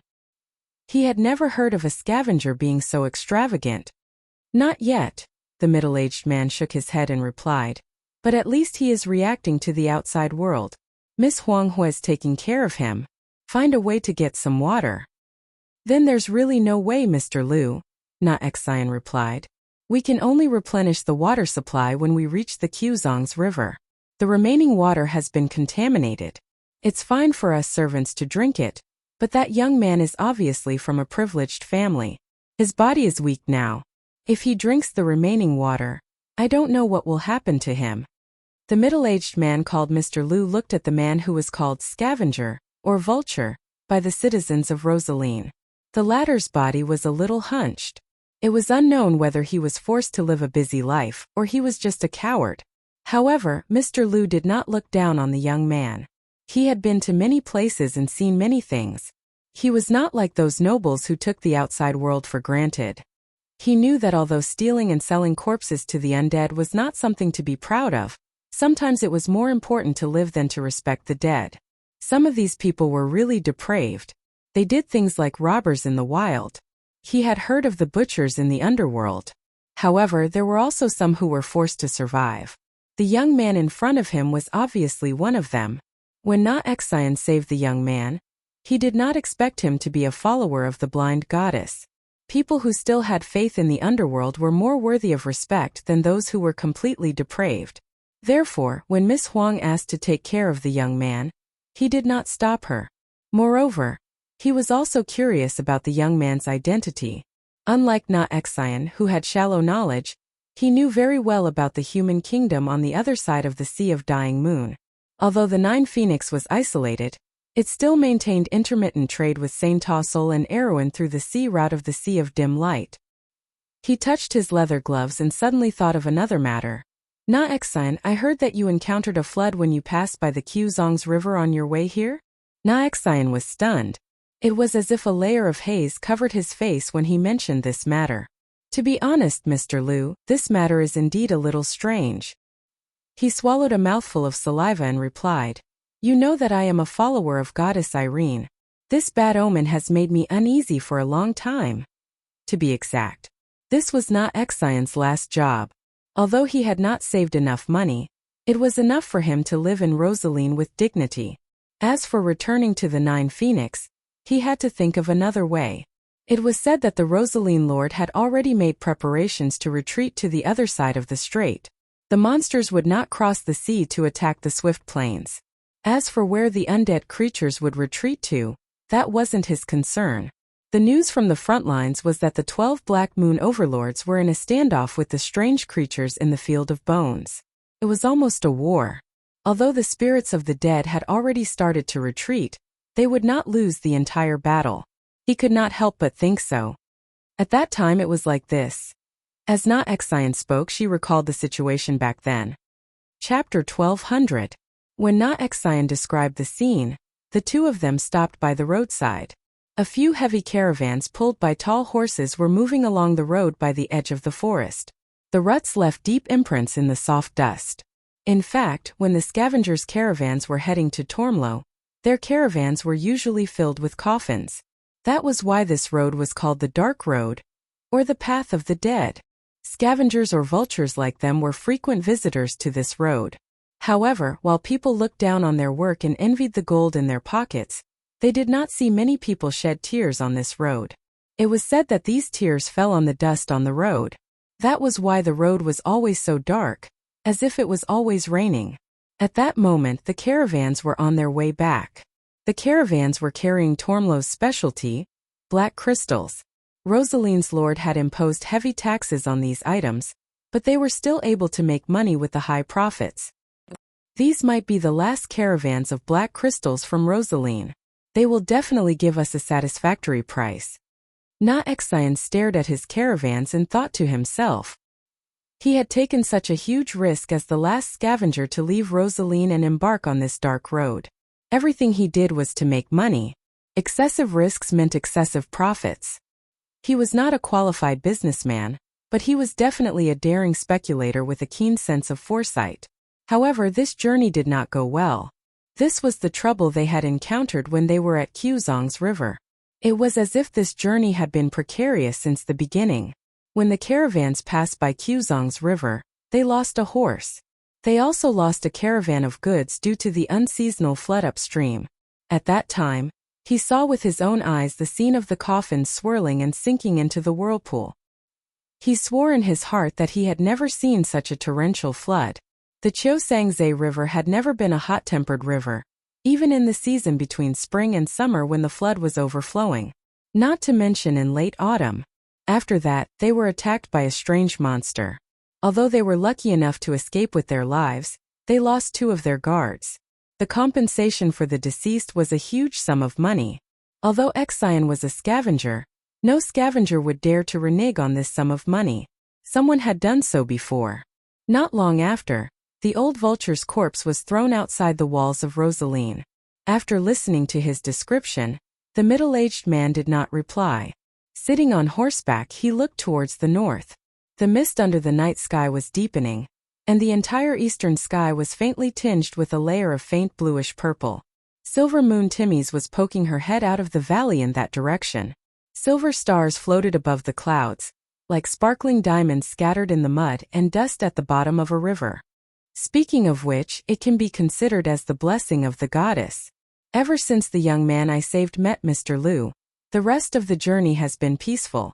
You must be the messenger sent by the goddess to guide me. After Na Xian recalled, she couldn't help but compliment him. Desperados were always superstitious about luck. Life and death seemed very normal to them, but they were often subconsciously willing to find some spiritual support. The blind girl Irene, who had revealed the fate of mortals by the abyssal lake, was naturally the best example of the fickleness of fate. As such, the faith of this goddess had always had a bright future in Rosaline. Exion was naturally no exception. As he spoke, his gaze swept across the mist-shrouded mound in the distance. He didn't see the shadows of the monsters he had imagined, which finally allowed him to heave a sigh of relief. As expected, the convoy arrived at the Quzongs River at 10 o'clock in the evening. This river was the natural border between Rosaline and the border. This meandering belt of light that flowed between Rosaline and the Grey Wilderness started from the Quzongs highlands and ran through the land on the other side of the strait. Since the era of the ancestors, the Rosaline people had relied on this river to thrive. However, it had been 20 to 30 years since hunters crossed the Quzongs River and walked on the small path in the Grey Wilderness forest. Ever since the monsters began to flood, this river had been given a new meaning. Ever since people discovered that the monsters almost never crossed the Quzongs River to attack Rosaline behind it. Even so, ever since the second starfall, the attacks of the monsters had become more and more aggressive. The humans had no choice but to start thinking of a way out in advance. The Lord of Rosaline had already built a new city on the other side of the strait. If necessary, the Wall of Sighs would have to be abandoned. The broad surface of the river seemed especially calm under the dim light. The surface of the river reflected the sparkling starlight, as if the flood a month ago did not exist. Gazing through the river, one could see the wilderness on the other side of the river. The few manors and fields on the other side of the forest had long withered. The residents here had retreated to the Quzongs area and formed militia night to patrol the other side of the river. At this time, the knight should have already retreated. There were many shoals downstream of the Quzongs River that could be crossed, but Exion looked at the sky and knew that they would not be able to make it that night. Moreover, the danger at the shoals had reminded them, so no one was willing to cross the river in this visibility no matter what. The campsite was quickly set up. A caravan traveling on such a dangerous route would naturally not be harmless merchants. The carriages had long been reinforced and there were a few leather shields nailed to the walls of the caravan. As long as the curtains were pulled up, they could form a barrier at any time and rely on the carriages to fight. Almost everyone in the convoy was armed and had their own skills. This was not only to guard against the attacks of the monsters, but also to guard against the more murderers on this trade route. Sometimes their own kind was more dangerous than the monsters. When traveling in the wilderness, most of the scavengers maintained the habit of not drinking. In fact, these desperados were sometimes more devout than the Puritans. In the wilderness, only the sword could be trusted. This had always been the motto of these people. After the carriages formed a circle, the bonfire dragged the long shadows of the sentries around. Exion was not on duty that night, but he still did not sleep for a long time. Several times, he uneasily got up and looked at the Quzongs River outside. The dark river surface seemed to be empty, but the premonition in his heart did not dissipate. He had been traveling on this route for decades, but he had never encountered such a situation. The last time he got up to patrol, it was already late at night. He checked every note outside the carriages before returning to his tent. However, from the corner of his eyes, he caught a glimpse of the middle-aged man he called Mr. Liu holding his sword and quietly guarding outside a carriage. He glanced over there. He was used to this kind of situation. An oil lamp hung alone in the carriage. In the carriage, Huang Hua was looking at the person lying in the carriage seriously. Although at her age it was difficult to say what she thought of the opposite sex, but she could at least see that this young man was very pleasing to the eye. He was a different person from them. She was born in Nine Phoenix and had only seen ordinary people. Although there might be merchants from Saint Tossel and Erewhon in places like Jade Harbor, her elders had never allowed her to go to those places. In fact, other than the Nine Phoenix Forbidden Land, this was the first time she had left her hometown to go to a place so far away. However, she had begun to understand the outside world when she was very young. The sisters of the Nine Phoenix clan would always talk about the wonders of the outside world after returning from their adventures. This had once made her yearn for it, but she did not expect that after coming out personally, she would find that the journey was not as beautiful as she had imagined. It was even boring. Compared to that, It seemed that it was better to cultivate in the Forbidden Land. The cultivation of the Jade Phoenix clan focused on cultivating the body and the mind. Her desert wind swordsmanship was not even a beginner. The memories of cultivation seemed to be rooted in the bottom of her heart. Her sisters always said that she was too boring, but she did not think there was anything wrong with it. Between her and Sister Huangyu one day, one of them would have to inherit the destiny of the Jade Phoenix Master. Ever since Sister Huangyu went to the west and disappeared, she had no choice but to bear this responsibility alone. She had worked hard for this goal since she was young. However, no matter what, she was only 10 years old this year and was still a little girl. Perhaps her personality was a little calm, but she was curious and kind in her heart. When the leader of the convoy picked up this young man, it was she who asked Mr. Lu to take care of him. She did not know if it was because she felt that the young man was pitiful, or because she was curious about his background. However, the people in the convoy did not know how to take care of people at all. They did not let the young man drink or eat for 2 days after picking him up. She suspected that the leader of the convoy picked up the young man simply because he obeyed Irene's teachings. Because the teachings of the blind goddess only required her followers to help every person they met in distress. As for what to do after helping, there was no description. She frowned and looked at the young man, guessing his background in her mind. She knew the places outside the Nine Phoenix, but the descriptions of Erewhon and Saint Tossel were mostly legends. Huang Hua's gaze fell on the young man's necklace. It was a very strange necklace. It looked like an ordinary crystal ball, but she found that as long as she pointed the crystal ball at the fire or the moonlight, she could see some mysterious scenes from it. It was like a piece of soil floating in the void. This thing must be very valuable. Fortunately, the people outside did not realize this. She thought that this necklace reminded her of some legends in her clan. Legends about the stagnation realm and the secret of the Nine Phoenix. As she thought, she gently pulled the young man's coat and covered the necklace. At this time, she heard a conversation outside the carriage. Outside the carriage, Exian was looking at the middle-aged man. He probably did not expect that the man would suddenly call him. In his impression, although Mr. Lu would occasionally ask him some questions, most of the time, they were two straight lines that did not intersect with each other. Mr. Lu. The middle-aged man gestured for him to be quiet. At the same time, he pressed one hand on his sword and his thumb on the Pichio's mouth. With a whoosh, he pulled out the extremely sharp bronze sword. "Go wake up the others," he said. Chapter 1201. Na Exian, who had been on the streets for many years, immediately understood what was going on as soon as he saw the other party's movements. There was danger. But just as he turned around, a sudden scream came from the periphery of the carriages. "There are monsters!" The voice came from the north. Na Exian's face darkened, as if the uneasiness in his heart had finally become a reality. He did not have time to exchange pleasantries with Mr. Lu. He turned around and looked in that direction with a straight face. But the carriages surrounding the camp blocked his view. He had no choice but to walk in that direction and pass through the camp. The guards sitting by the bonfire saw him pass by with a gloomy face. They did not react for a moment. They looked at each other for a moment before picking up their weapons and following him. Na Exian came to the side of the carriage and looked north of the Chiosangze River. He could not help but gasp. Under the faint light of the starry night, he saw a dense group of monsters surging out from the darkness in the north. The creatures were like thin crystals. They stood on the ground with sharp claws. They had a long tail, a small head, and a long beak. They looked like ghosts in the dark. More than 100 of these monsters were emerging from the high hills, and their target was obviously the carriage camp. The sentinel on the carriage was shocked speechless when he saw this scene. His mind was filled with shock. Since when did monsters start appearing near the Chiosangze River, and in such large numbers? At this point, Na Exian was able to keep his cool. Put the muskets on the rack. Although he knew that he would not be able to survive tonight, he was not going to sit around and wait for death. He shouted to his men, "Prepare for battle."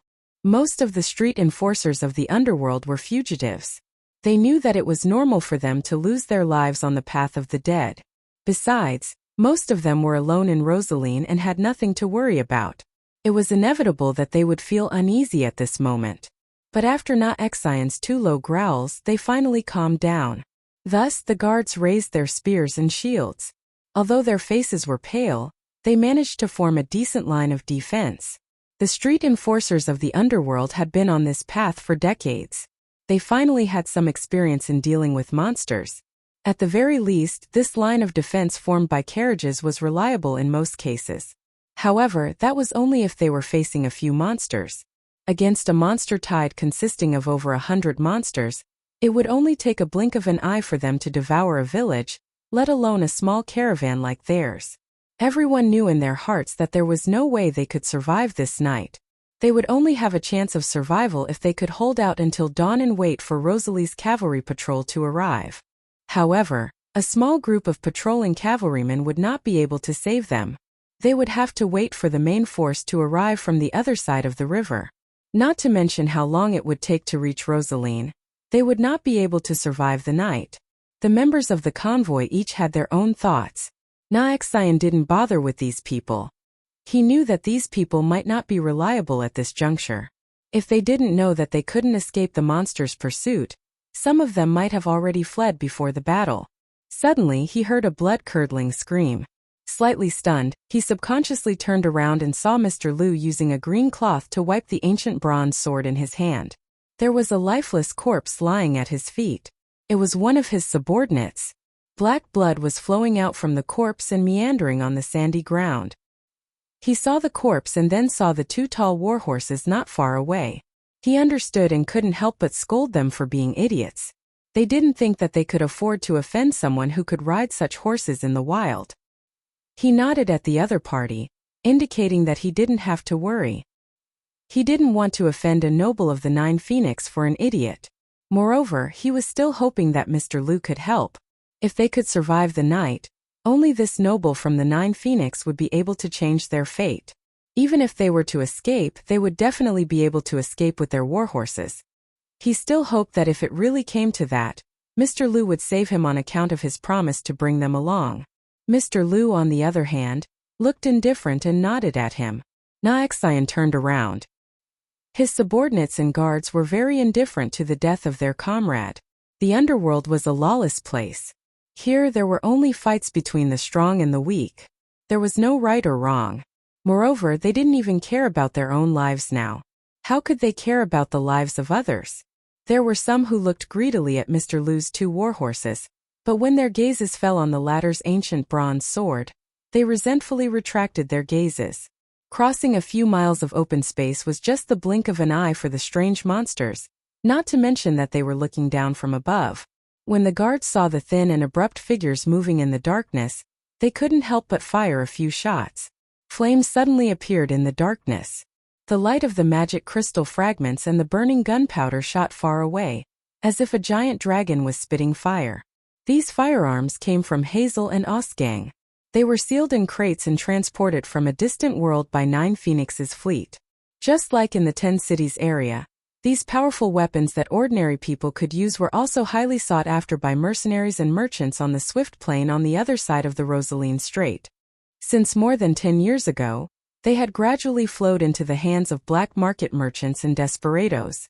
The scavengers used firearms to fight against the strange monsters in the underworld, and they had achieved good results. But it was not limited to the current situation. In the area illuminated by the flames, some strange monsters rolled and fell to the ground, but they quickly got up. The history of the Hazel people's use of firearms was almost earlier than all the kingdoms on the mainland. In this country's firearms army, the frontline officers usually prohibited their soldiers from firing before the order was given. The Ibu Royal Guard Flintlock Regiment, who had defeated the Cruise People's Earth Dragon Knight in the Harlem area, once had their drill book that they were only allowed to shoot when the enemy was 50 steps away. But here, no one reprimanded the person who fired first. Wuxia also understood that his subordinate did not have any manners to speak of. In a one-on-one fight, he might be able to fight valiantly, but in this situation he was already very lucky to have the courage to fight. Fortunately, even though the scavengers did not have any tactical knowledge, they still had their individual strength. After all, there were only a few cowards who pulled the trigger in advance. Most of the experienced guards still quietly placed the monster in the position closest to their imagination. Then, a series of flames shot out from the side of the carriage. The strange monsters also lacked tactics. In most areas, their hunting method was to swarm forward. In terms of intelligence, they were not as smart as the wolves and wild dogs in the forest. But the difference was that their strength allowed them to complete this simple and effective attack. In the storm of steel bullets, the row of strange monsters in front fell. Some were hit in the chest, some were hit in the head. The crystal in the place where they were hit exploded, forming bowl-sized holes. But only a few of the strange monsters who were hit in the vital parts died completely. Most of the strange monsters could still stand up after being hit. Only when they saw this scene with their own eyes could they realize that most of them had the strength of a gold-ranked monster. The scavengers used the Type 2 dragon lance in the form of a three-eyed musket. After they fired the first round, they turned the handle and fired again. After 3 consecutive waves of flames, the flood of strange monsters only thinned by a thin layer. Everyone was sweating profusely as they looked at the rows of monsters rushing towards them. They were speechless. After 3 rounds of shooting, they roughly estimated that there were more than 90 monsters left. Normally, in a melee battle, even if there were only 1 or 2 monsters left, it would still be enough to cause the humans to suffer casualties. They really did not know how to fight the next battle. Finally, some people began to run away. Some people threw down their weapons with pale faces and ran toward the back. Na-Xian did not look at these people because these people would not end up any better than them. Unlike the others, he could still maintain his calm. His eyes scanned the strange monsters silently. For desperados, most of them were calm, because those who weren't calm had long been eliminated by the harsh living environment. Although some of them threw down their weapons and ran, there were still a lot of people left. They unsheathed their swords and were ready to fight. Although they were facing a situation where they would definitely die, the scavengers felt more confident holding their weapons. They did not need to think to know what would happen if they turned their backs on the enemy. At this time, the fastest strange monster in front had already crashed into the carriage. In the eyes of the humans, it was just a flash of silver light. Then the entire carriage shattered into pieces. The black crystals on the carriage danced in the air and scattered all over the ground. However, the humans at the back had expected this. They had already left enough space for the strange monster.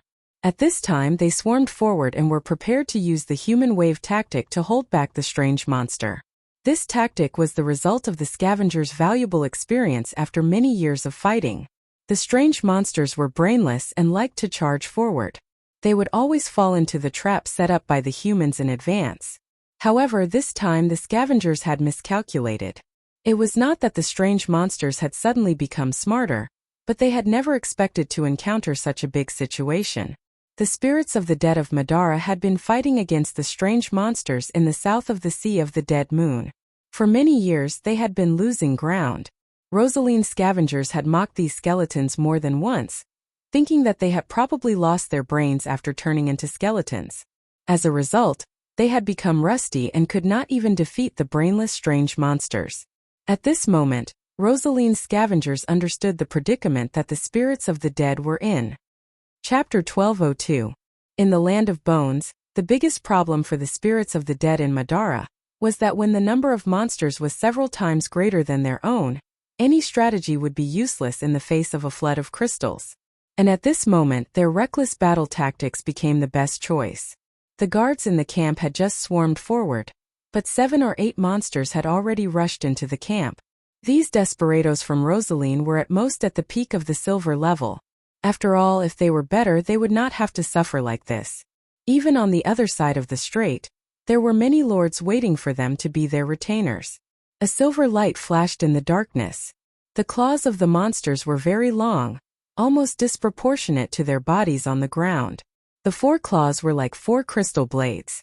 They slashed from bottom to top, and the dust on the ground formed 3 long sand blades, which swept through the crowd. The guards standing there did not even have time to scream before they were torn apart. Their internal organs and minced flesh turned into a rain of blood. The flame of the oil lamp in the carriage swayed violently. Huang Hu covered the young man with a coat, then turned around and asked outside. "Mr. Liu, what's the noise outside?" "It's the monsters, second Mississippi." Mr. Liu's voice came from outside the carriage. "There are too many of them. Those people may not last long." Huang Hu was slightly stunned. Although she was young, she had already grown into a little girl, as if she had walked out of a painting.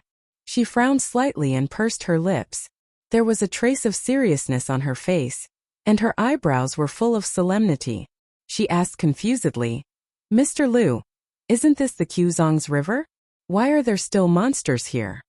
When she asked this question, Huanghua had already straightened her body from her kneeling position. She picked up her sword from the side. It was a green steel sword with a sharkskin sheath.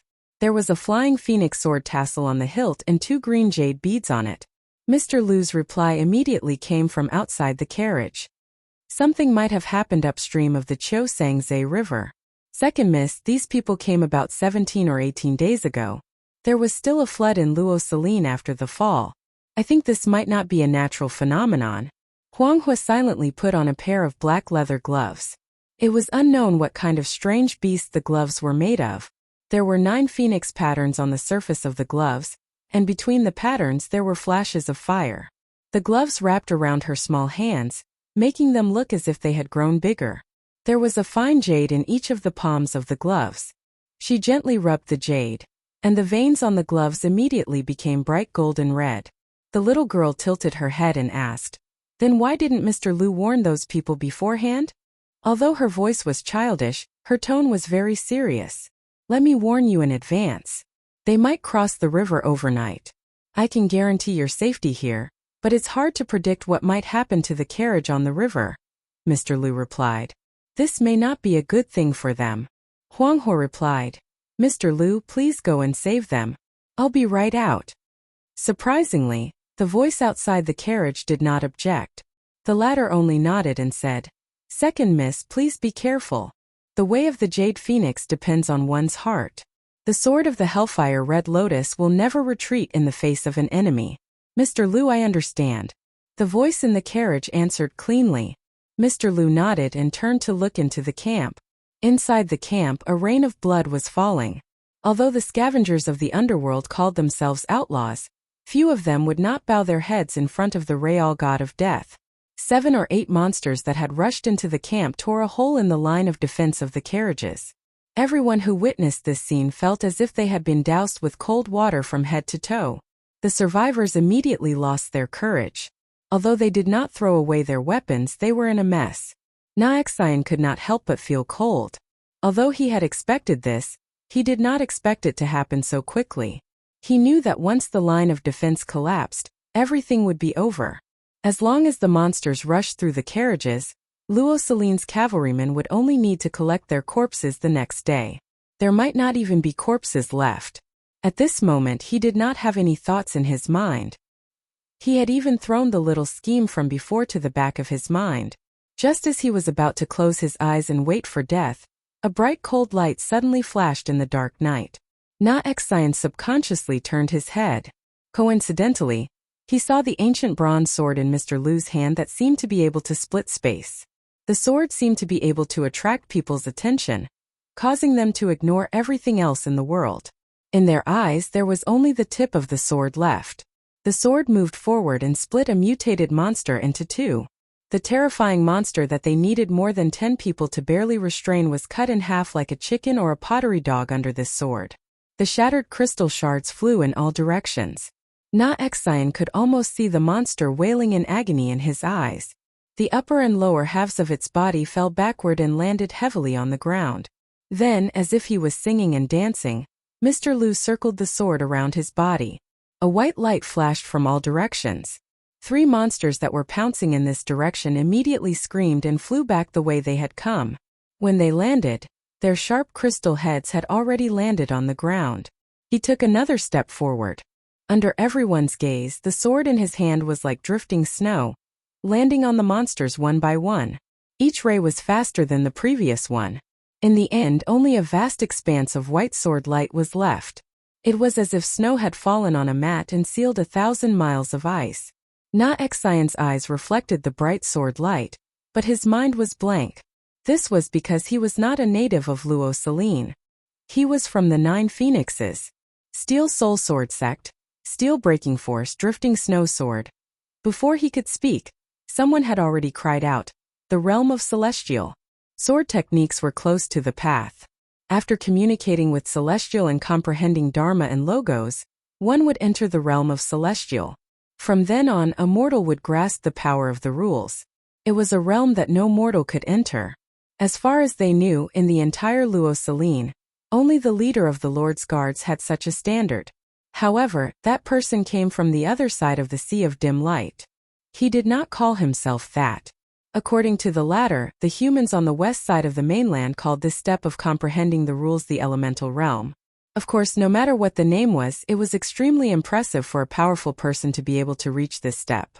In the country of the 9 phoenixes on the other side of the strait, there were many legendary sword sections. There were countless genius swordsmen under the 9 Swords sect, and swordsmen in the realm of Celestial were as common as carps crossing the river. However, the country on the other side of the Swift Plains was too far away for the residents of Luo Celine. As for the existence of Celestial, they did not even think that they would travel together. Everyone was so shocked that no one could grasp the best opportunity to counterattack. However, the fact that a swordsman in the realm of Celestial had joined the battle at least gave everyone a glimmer of hope. The defense line that was on the verge of collapse was reformed. Mr. Lu did not notice what was happening here. Although he had killed almost 7 monsters with a single slash of his sword, there were already tens of times more monsters outside the campsite, surrounding the humans in the campsite. His expression became slightly serious. He probably did not expect there to be so many monsters outside the campsite. It was too suspicious for such a large gathering of monsters to appear in the suburbs of Luo Celine. In fact, he was suspecting that the people of Luo Celine had shrunk their defense line further. Otherwise, their patrolling knights would have discovered so many monsters moving around the Quzong's river. Naoxian had the same thought. The freaks kept pouring into the camp, trampling the carriages outside into smithereens. The priceless black crystals on the carriages were scattered all over the ground like stones, but no one felt any heartache. Even the owner of the carriages, Naoxian, did not have the time to care about anything else. He turned around and saw the scene of Mr. Lu fighting with the monster. The 2 strange beasts shrieked as they pounced toward the latter. The latter raised his hand to block the attack. The Steel Spirit Sword sect was the first of the 9 swords, which focused on defense and counterattack. It was a sword that focused on foresight and foresight. He casually raised his hand to block the attack. Before he could think, the tip of his sword had already pierced the 2 strange beasts. The 2 strange beasts instantly fell from the sky dead. But at that moment, a strange monster that looked like a cluster of crystals suddenly appeared behind him and pounced in his direction. "Be careful!" Naoxian could not help but shout. Mr. Lu reacted quickly. He immediately raised his sword behind him to block, but he did not expect that his sword would block empty air. A monster in the realm of Celestial? Naoxian, who had witnessed this scene, was so scared that his heart almost stopped. Mr. Lu felt a chill in his heart. He immediately raised his sword to defend himself. In fact, he had already prepared himself to be injured. But at that moment, a bright flame suddenly shot out of the carriage. The flame was like a phoenix spreading its wings. It spun in the air and then shot straight at the monster behind him. "Second young miss, don't." Mr. Lu paled in fright and hurriedly shouted. But unfortunately, he was already a step too late. Returning wind riding wave. The voice of the little girl in the carriage was extremely resolute. The cyan steel sword in her hand burned fiercely, as if it were a pillar of flame. She waved her sword, and the arc of flame spread its wings and flew towards the cluster of crystals. But before the golden-red sword light could reach it, the monster had already turned around and dodged the flame. Then it turned around and pounced in the direction of the carriage. "Second young miss." Mr. Lu's eyes widened. He pulled out his sword and charged in that direction. Oh! Chapter 1203. It was a fiery red sword light. It shone brightly in the darkness and transformed into a fiery phoenix that spread its wings wide. The ground cracked wherever the swordlight passed by. Pieces of soil were lifted up, and tongues of fire licked the cracks in the soil. The ball of fire was so scorching in the darkness that everyone could see it. "Is there a celestial swordsman in the carriage?" No matter how uninformed the scavengers were, they had heard of the 9 Phoenixes' imperial sword, the desert wind swordsmanship. The karmic fire red lotus sword was the supreme sword technique of the 9 Phoenix. It was one of the 3 supreme swords along with the long-lost Iron Heart sect and the White Raven sword sect. In order to master this sword technique, one would have to be at least a celestial being. There were only 2 people in the carriage. One of them had been unconscious for a few days and was clearly not from the 9 Phoenix. The other one was just a little girl. The scavengers' expressions changed when they thought of her identity. The Jade Phoenix clan nurtured their successors from a young age. What kind of status would their princess have? When Huanghua appeared on the carriage with the cyan steel sword, everyone gasped. Na Xian felt that her brain was not working well enough. Second young mistress. Mr. Lu's figure moved as he roared. No matter what, the sword was too immature, and its intention was too obvious. It also showed that its owner lacked combat experience. The crystal-like monster nimbly turned its body to the side and dodged the sword. Its sturdy and powerful hind legs pressed against the ground and bounced off. Its massive body shot toward the carriage like a cannonball. Huanghua, who was standing on the carriage, did not react in time. She could only watch in a daze as the monster's huge claws came at her. She could not help but close her eyes subconsciously. She thought to herself, "Is this the fate that Master Martha has arranged for me?" She did not expect there to be such a terrifying existence among the monsters. However, there were no ifs in the Jade Phoenix's maxim. Everything was predestined. Mr. Lu roared and sped up to his maximum speed. He became illusory, and each step he took covered more than 10 feet.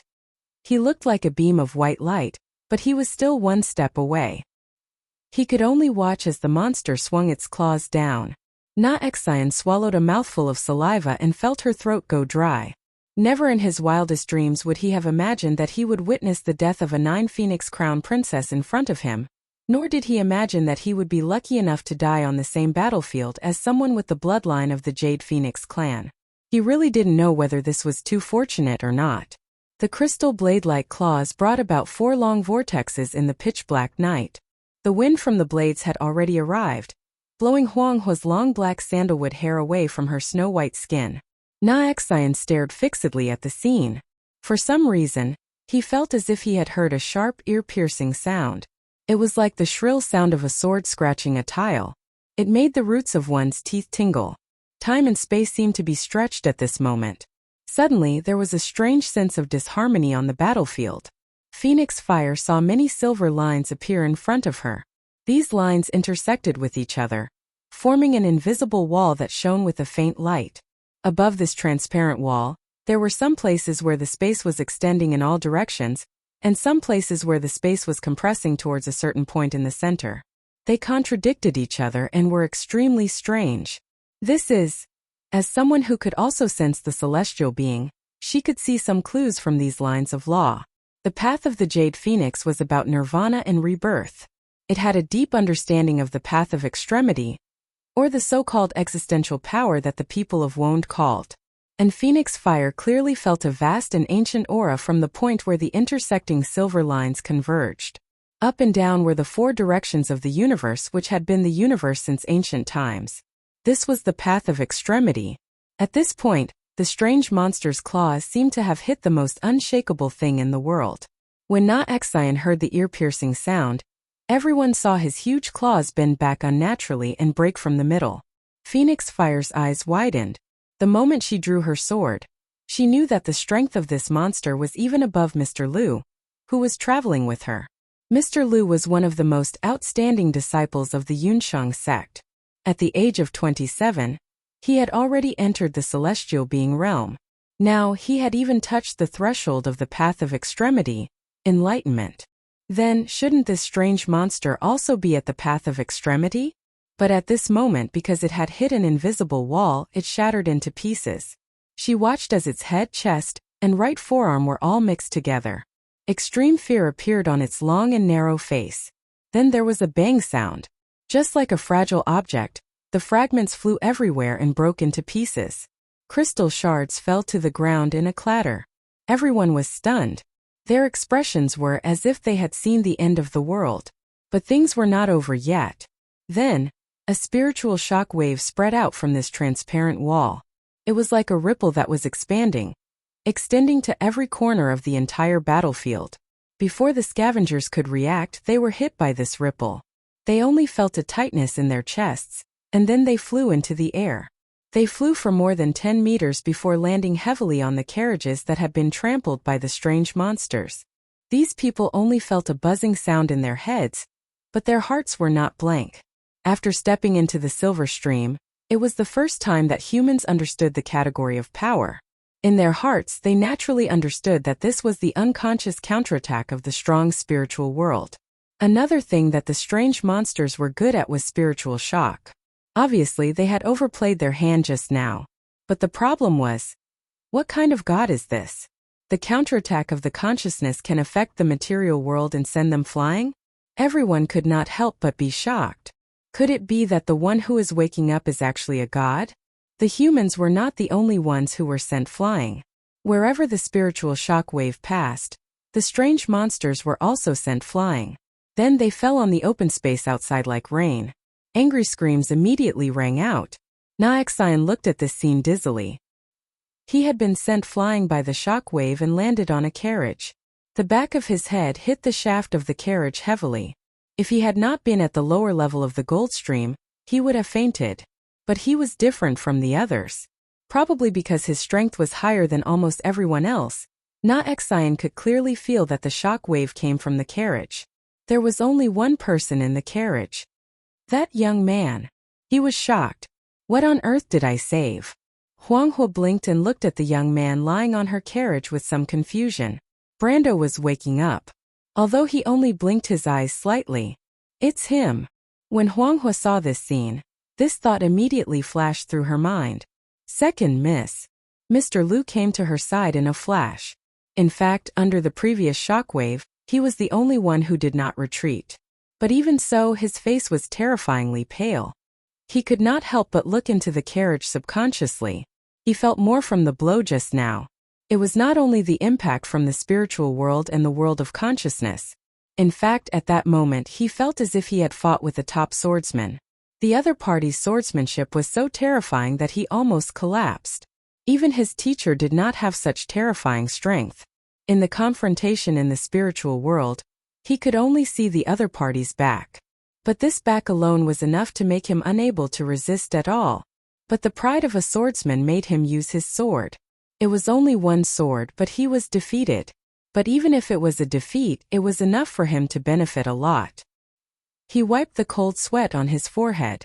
He did not know whether he should be happy or worried. But his eyes fell on the young man. He was not sure whether the blow was launched by the young man or not. If it was, then the young man's identity was worth considering. Judging from his appearance, he was a great master who was less than 25 years old. Mr. Lu, be careful. Just as his thoughts flashed through his mind, another wave of mutants surged forward. This time they were led by 3 gigantic normal mutants. They roared as they pounced in his direction. Mr. Lu turned his head and was about to draw his sword. But it was at this moment. Then something strange happened. The 3-headed monster in the air suddenly froze.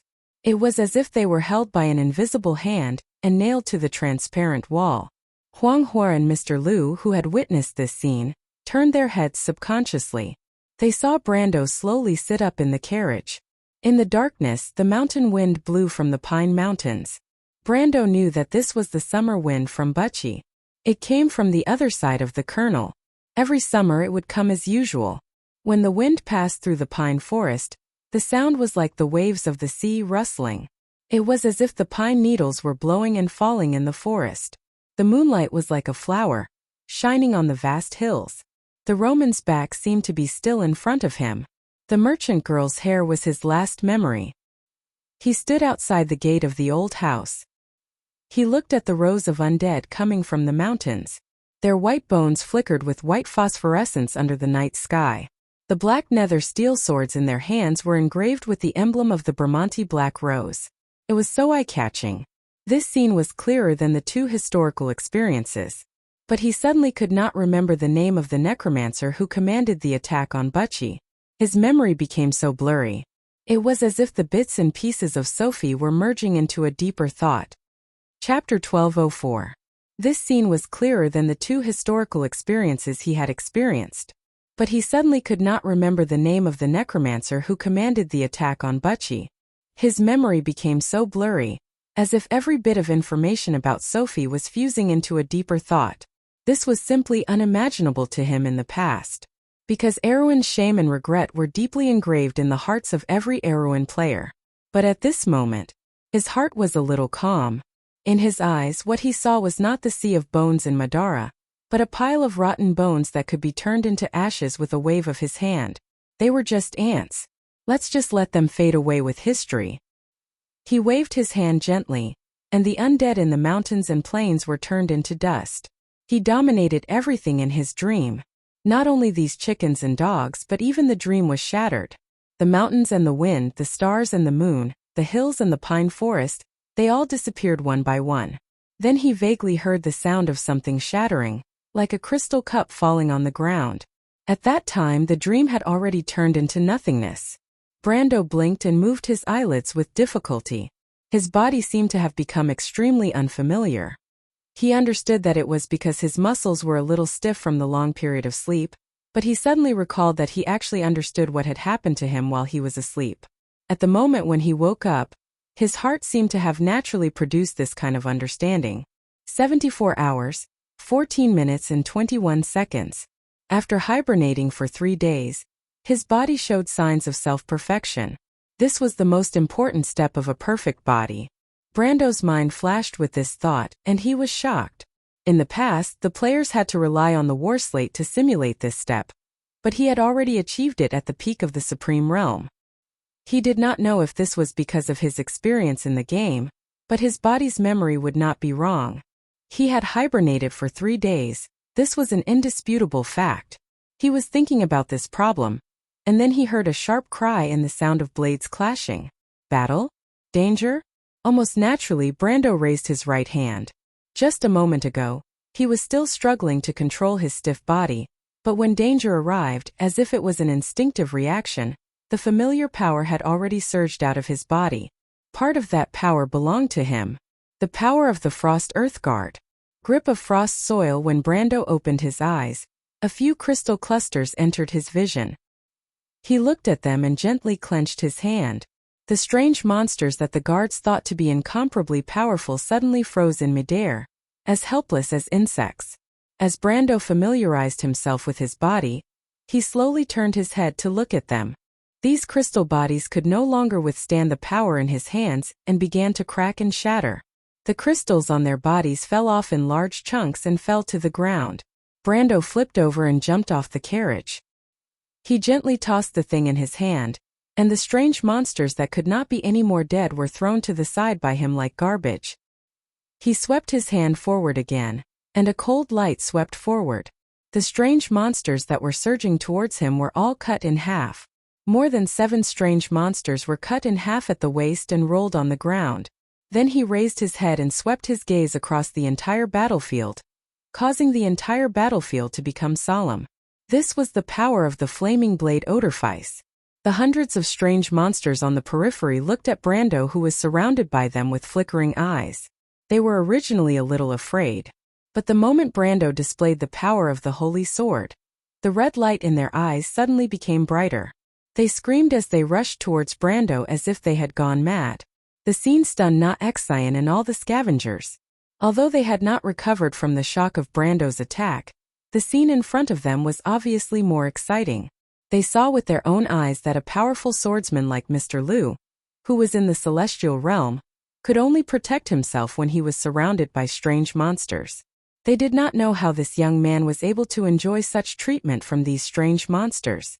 However, they could not help but curse in their hearts. What kind of madness did these damn monsters have?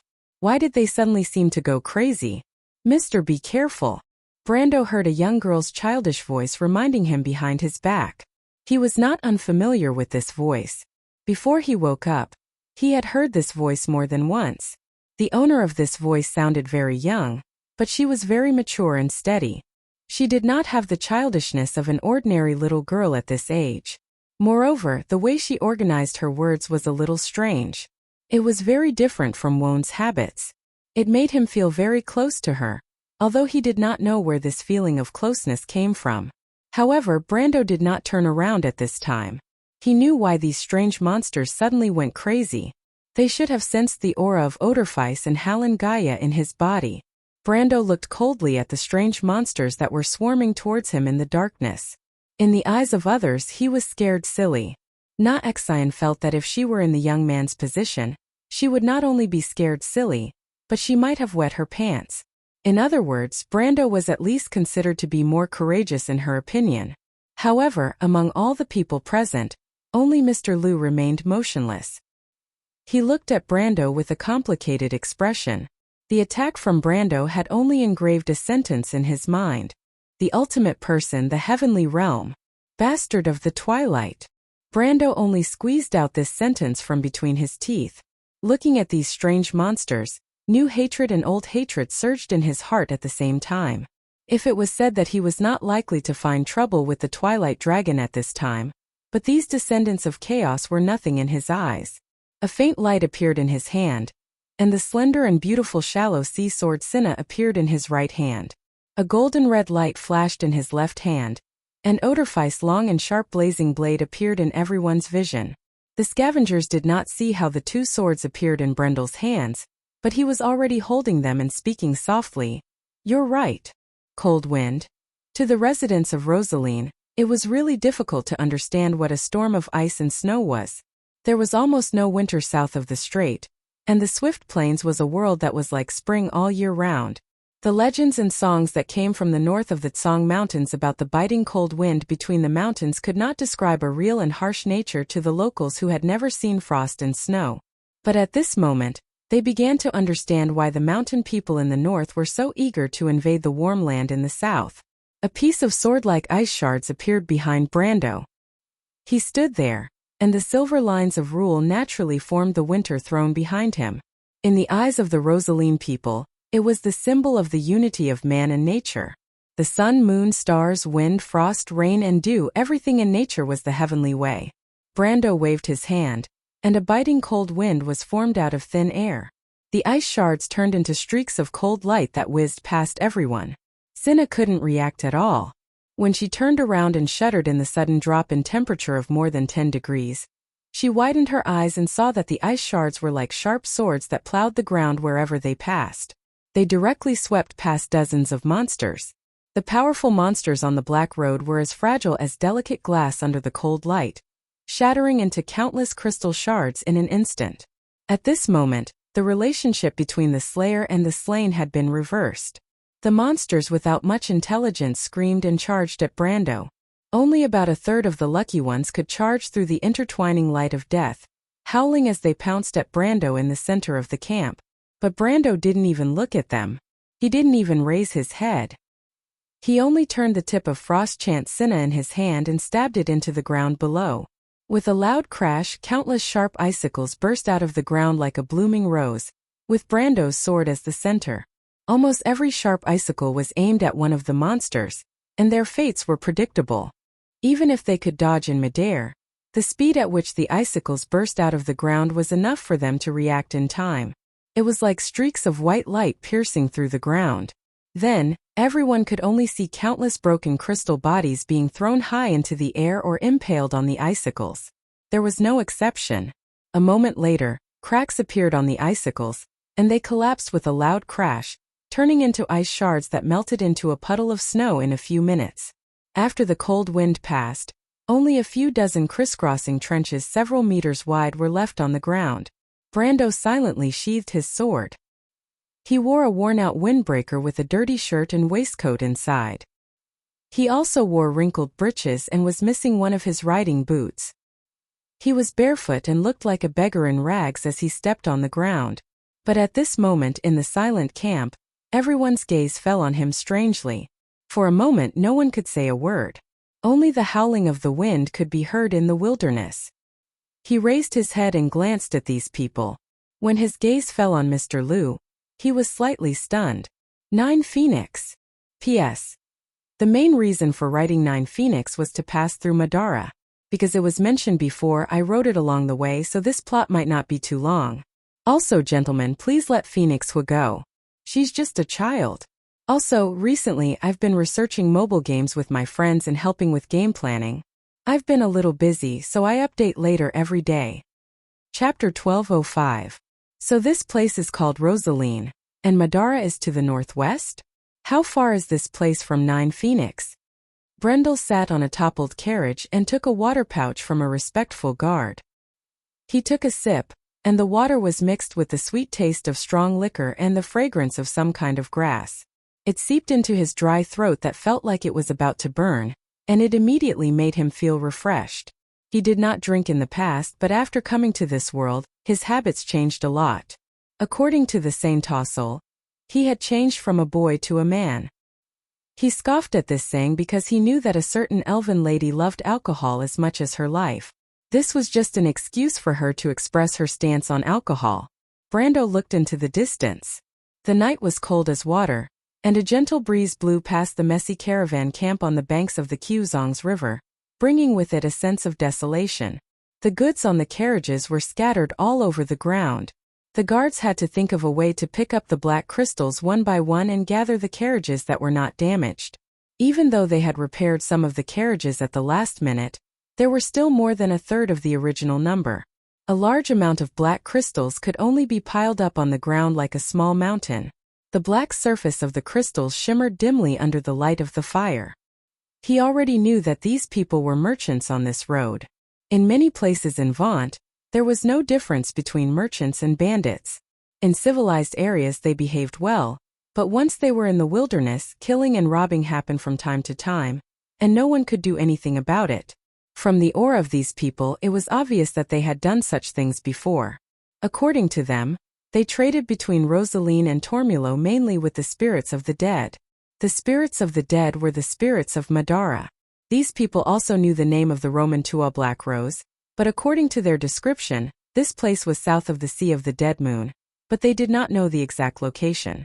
This place should be near the Nine Phoenixes, but he knew nothing about the name Rosaline, nor did he know anything about the swift plains across the Tau Strait.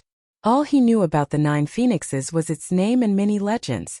Nine Phoenix had trade relations with Erewhon, Cruz, and Saint Tossel, but the geographical distance between them was too far. The ships might not be able to reach them even once in a year. More importantly, there were no players in Nine Phoenix. This place should be south or east of Madara, but he did not know where Tormulo was. According to their description, this place was ruled by a dark noble. The lord was a human dark noble, but he was not a necromancer. He was more like a human black knight. The vast Sea of the Dead Moon shaped the spirit of Madara. In the west and north of the Sea of the Dead Moon, the spirits of the dead had established 14 large territories. Brando knew about these territories and their lords very well.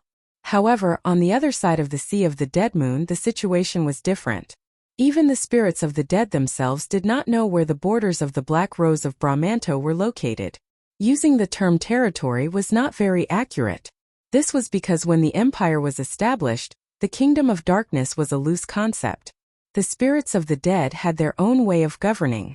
Their territories could extend to areas where no civilization had ever set foot on, but they did not have a real sense of management over these lands. Even the ruler of the empire who held the Mercury staff did not know if there were any exiled spirits of the dead in the endless wilderness south of the Sea of the Dead Moon. Therefore, it was normal for Brando to not know much about this place. Just like how he had never heard of the border of the Black Rose, the Field of Bones, the war between the spirits of the dead and the crystal, and the history of all aspects of this underworld. After all, the knowledge of people was limited by their vision, and there was a limit to it.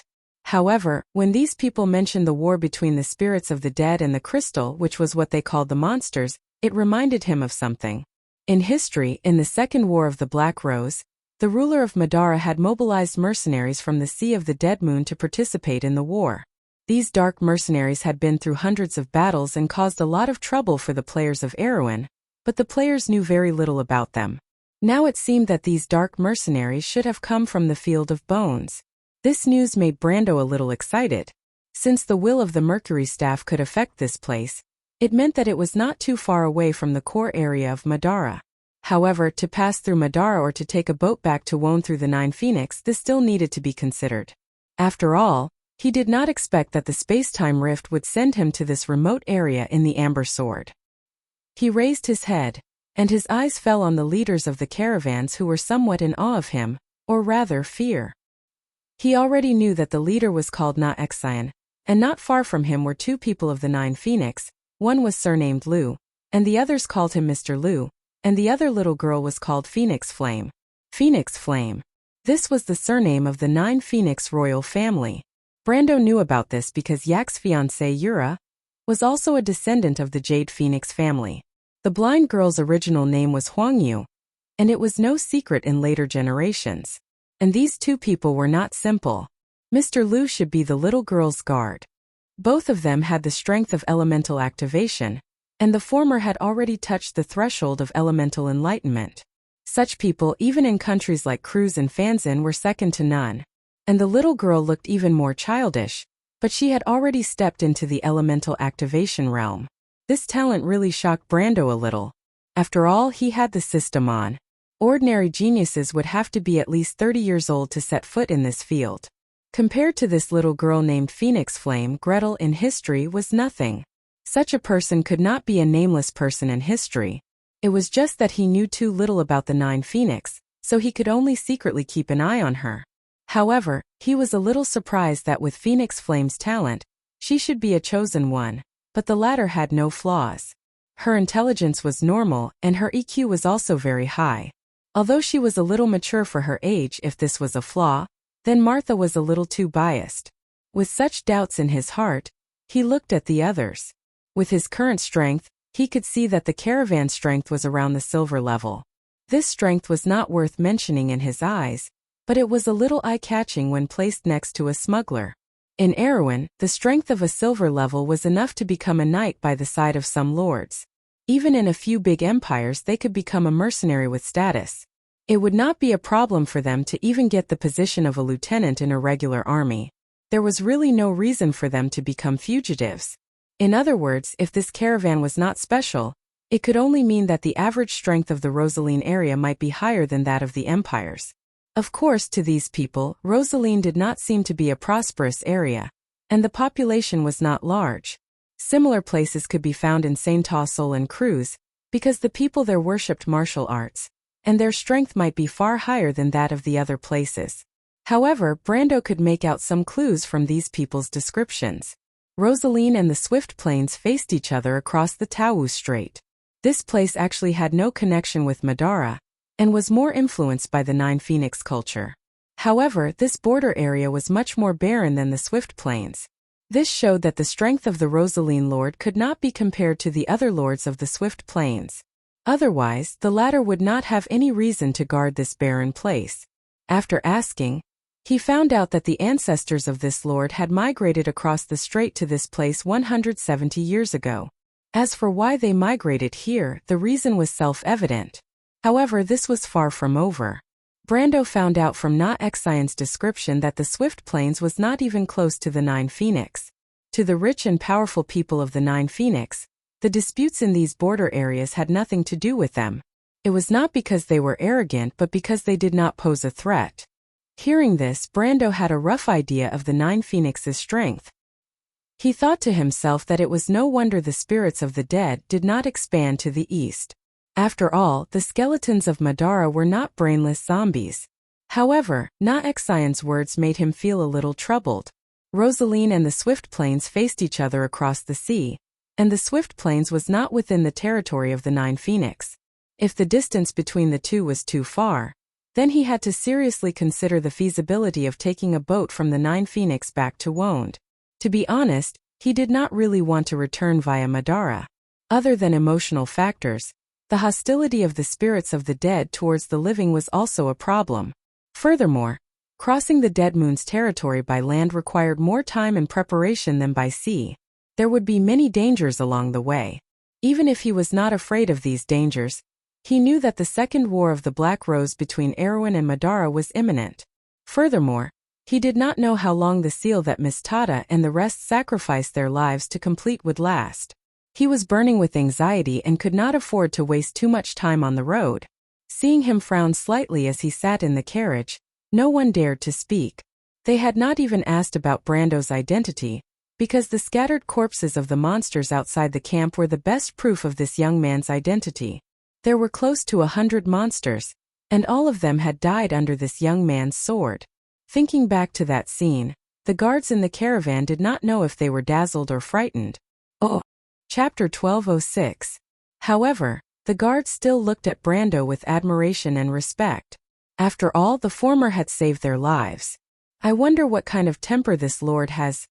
This was the underworld, a world where the strong were respected. Even if Brando wanted to kill them immediately, they would not be able to resist. As for the reason, Na Exian glanced at the pile of black crystals that sparkled under the bonfire in the camp. He had opened his mouth several times, wanting to give them away, but in the end, he held himself back. Those were his savings for half his life. He did not feel it when the monsters were wreaking havoc, but now that he had regained his senses, he would not be so heartless as to give them away. Because of this, he had been trying to figure out Brando's temperament since the beginning. Unfortunately, other than coldly asking a few strange questions, this young man had been thinking about his own matters. A cold wind came from behind. Na Exian shivered, but he did not even dare to breathe loudly. The first to speak was Mr. Liu. He had a deeper understanding of Brando's strength than anyone else present.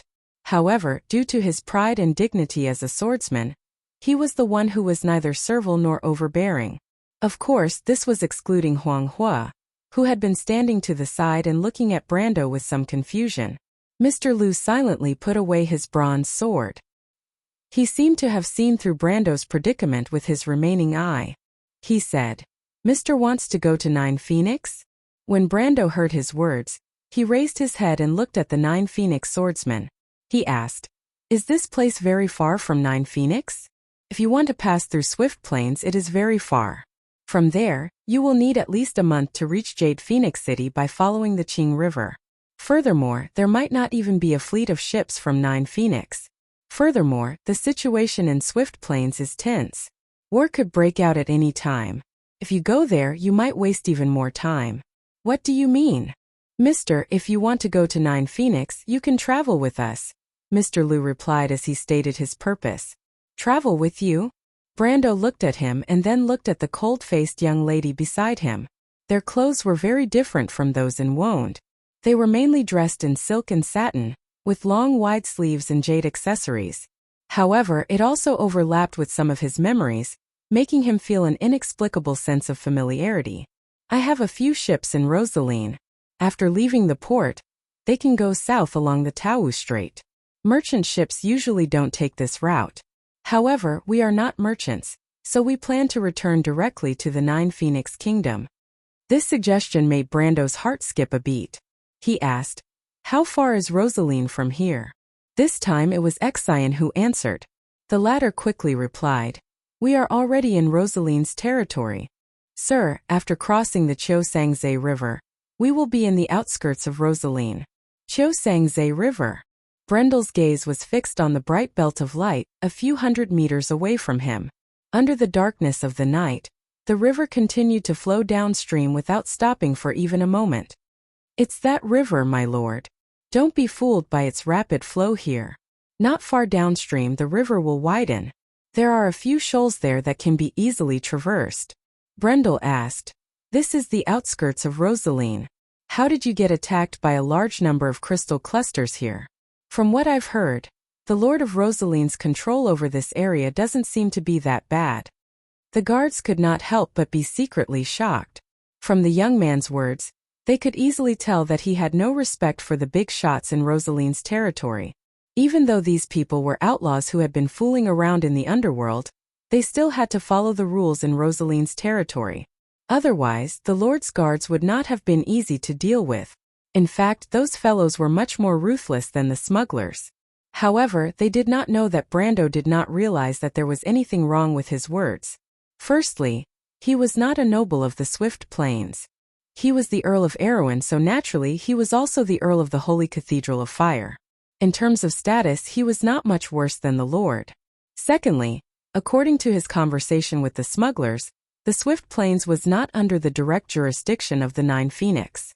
Therefore, the lord's status as a noble had not been recognized by anyone. Most of them were probably self-proclaimed by their own troops. In the eyes of the people of the Nine Phoenix, they had probably never been taken seriously. This could be seen from Mr. Lu's attitude. Since that was the case, he had no reason to be polite to these so-called lords. In terms of strength, Brando could not find a reason to be afraid of the Lord of Rosaline. From what he knew, the strongest guard captain of the Lord's Guards had only just stepped into the elemental of truth. In Erewhon, this kind of strength was considered a tyrant, but in his eyes it was not enough. Crystal cluster? Oh, it's what you call the monsters. That's what we call them. Brando did not know if the crystal monsters in Erewhon were called crystal clusters, but at least everyone around him used this name.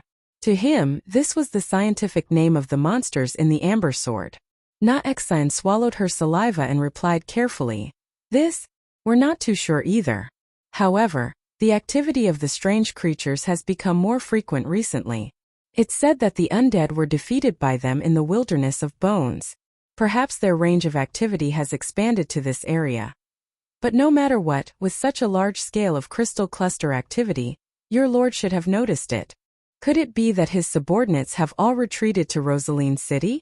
Na-Exine thought that it was hard to say, but it was not that he had not considered this problem. After all, the attack that night was too abnormal. Hundreds of monsters were active on the other side of the Quzongs River. Logically speaking, it was impossible for the patrolling knights of Rosaline not to know. However, he could not say for sure, so he could only deal with it carefully. Anyway, the monsters would definitely not appear tonight. Even if the young man in front of him appeared, there was nothing to be afraid of. Everything would have to wait until tomorrow morning. Rosaline's patrolling knights would come out to patrol. If they did not see anyone by then, they would naturally be able to come to a conclusion. Obviously, Brando understood the meaning behind Na-Exine's words, but he did not pursue the matter. In fact, this question was just a casual question. However, due to his sensitivity to war in his previous life, he faintly felt that Rosaline's territory might not be as simple as retreating to defend. He even had a premonition that the monsters might have launched an attack on Rosaline. As for the current situation in Rosaline's territory, he could not guess, but it seemed that it had not been conquered yet. Otherwise, there would be more monsters appearing tonight. However, he did not care about these dusk monsters. No matter the situation in Rosaline's territory, he would kill as many of these low-grade crystal clusters as they came.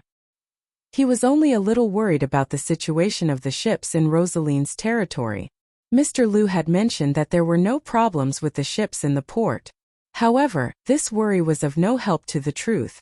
He couldn't interfere with what was happening dozens of miles away. Everything could only wait until the next morning to talk about it. Just like that, the night passed uneventfully. The guards of the caravan were busy the whole night, thinking of ways to cut some wood from the nearby forest to repair the carriages.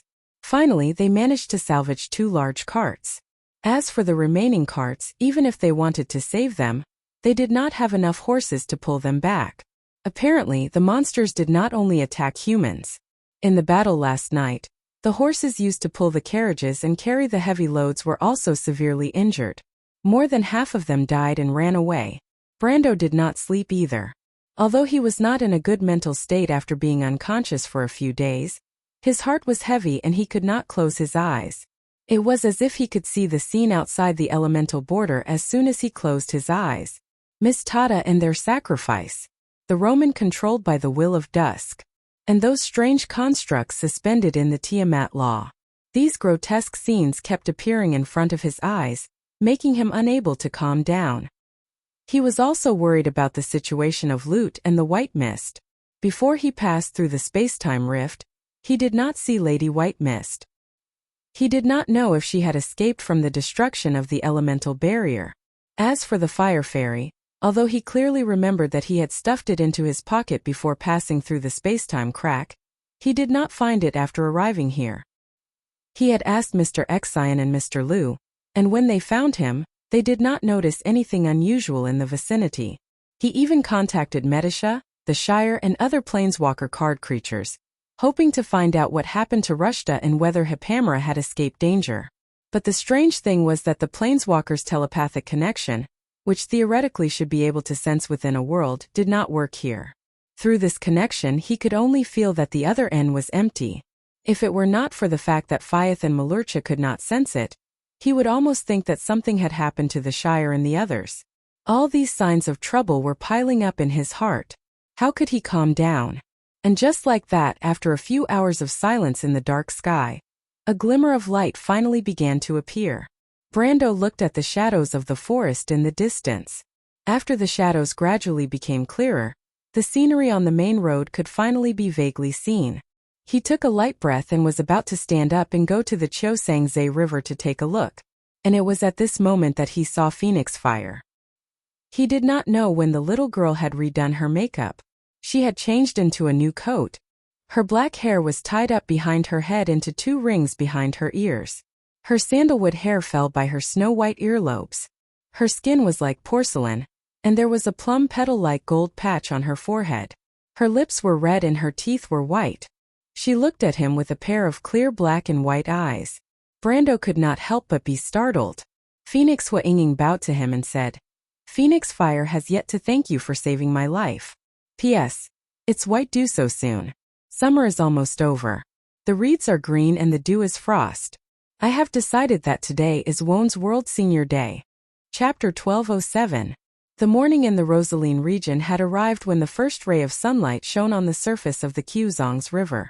Even though the hills in the distance were still shrouded in a thin layer of morning fog, the crisp chirping of birds could be heard from the forest behind the fog. It was so peaceful that it was hard to believe that a battle of life and death had taken place here just a night ago. If it were not for the caravan's broken carriages and the remains of the monsters that were exposed to the cold morning breeze, the number of corpses on the ground would have been much lower. But the number of corpses around the camp was much less than last night. Brendel ordered Nathaniel's men to bury the rest of the corpses in the nearby forest, leaving only 7 or 8 corpses that were relatively intact. After all, it was too eye-catching for more than 100 monsters to die here. If the Knight of Rosaline found them, there would be no way to explain it. Naexine only thought of this after a while. He originally wanted to use this incident as a topic of conversation, but after that, he issued a gag order and strictly ordered his men not to speak of what happened that night. He lacked trust in his thugs and desperados, but when it came to their lives, they were definitely smart enough to use their brains. The people who had escaped the previous night were found one after another. Some of their corpses were found on the banks of the Chiosangze River. In fact, they were not far from the camp. They had not even run a few hundred meters before the monsters caught up and tore them apart. A few of them were lucky enough to escape, but they would not dare to return to Rosaline City in a short period of time. After all, the scavengers only had one way to deal with those who abandoned their comrades, and that was to chop off their limbs and throw them into the wilderness. These traitors would be wanted, and they would either have to live the rest of their lives incognito and leave this profession forever, or they would simply head to the Swift Plains and seek an opportunity to stand out in that chaotic region. Of course, there were even more people who chose to walk down this path and disappeared from people's sight forever. Brando watched as Naexine and his men were busy digging holes in the forest. They then transported the corpses of the monsters in a carriage, threw them into the holes, covered them with soil, and used grass and shrubs as camouflage. Everything was done perfectly, as if they often did this kind of thing. As for what they buried, it was hard to say. Anyway, it was definitely not the corpses of monsters. In fact, Brendel did not think that there was a need to go through so much trouble. He just wanted to avoid as much trouble as possible. If Rosaline's knights really found out, then it was not a big deal. Even if Rosaline's lord was Rosaline's lord, what could he do to him? Of course, he could see that Naexine and his men were trying to please him, but this was also good. Sometimes respect was better than gratitude, especially for these desperados. Around 7 or 8 o'clock, the sun began to shine brightly, dispersing the fog, but the caravan still showed no signs of leaving. That was because Naexine and his men were still arguing about how to get to Rosaline. Too many carriages were damaged, and they could not transport all the black crystals. Since the attack the night before, no one wanted to stay in the wilderness, but they could not bear to throw away the extra black crystals. This predicament made these scavengers feel troubled.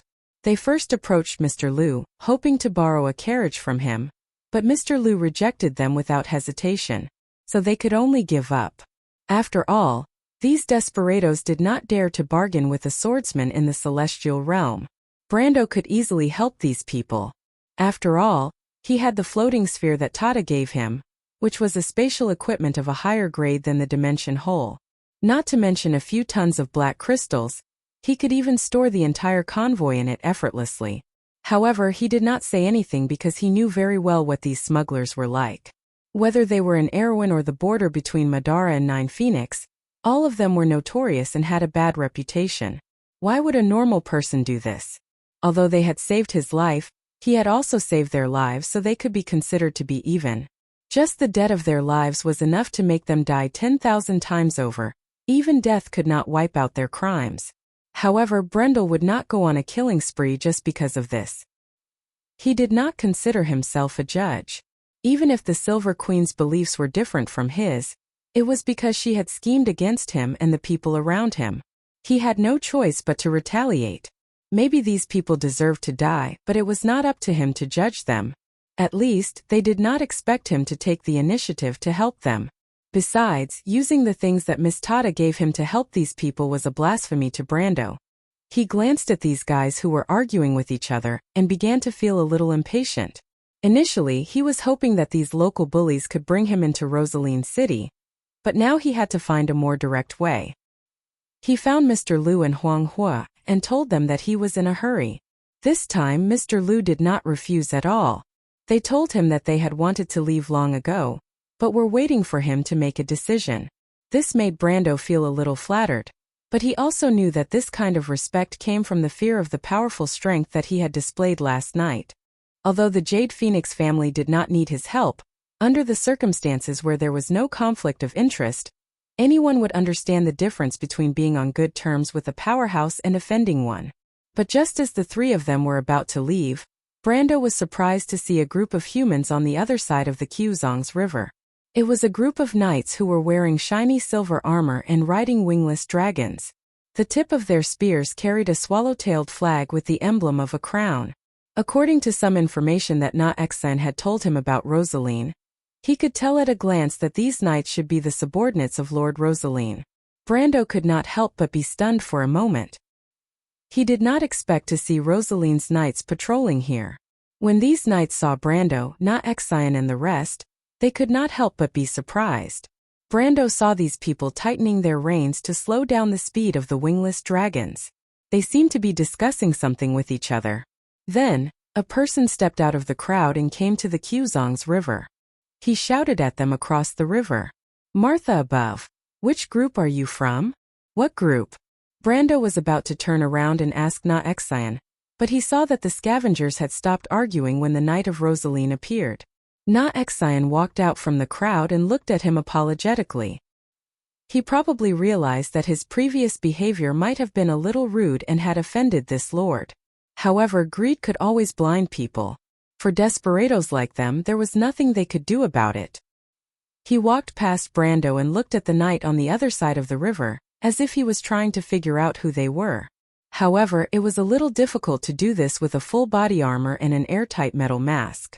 In the end, he could only answer tentatively, "I am Na Exan, the Na Exan of Panlinda, the lords on the other side."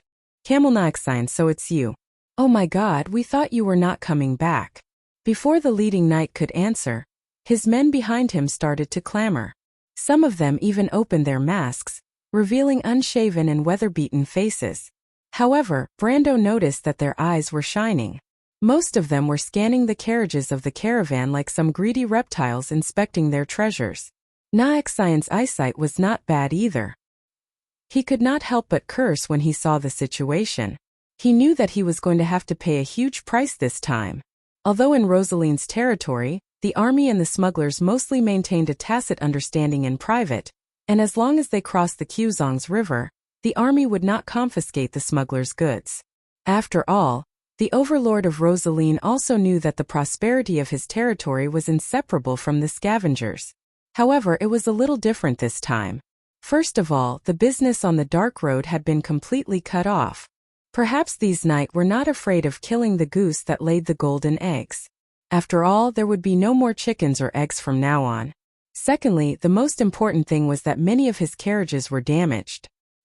He had no choice but to ask for help from these knights, which gave them an excuse to extort a sum of money. When the strange monsters attacked, Na-Exine could not wait for the Rosaline knight to appear in front of him immediately. However, at this moment he could only curse his bad luck. He could only hope that they did not appear. He glanced at Brando and Mr. Liu and could not help but feel a little regretful. If he had not offended these lords earlier, he might have been able to rely on them to say a few words. He hated himself for being too greedy. However, at this moment the knight on the other side of the river noticed Brando and the others. It was hard not to notice that although Rosaline was close to the Nine Phoenix, he was not a Nine Phoenix. At least, the equipment and style of these knights that Brando saw were not much different from the knights that he had seen in Erewhon and Cruz. There might be some differences in the decorative style of their clothes, weapons, and armor, but they were generally more of a Western-style knight.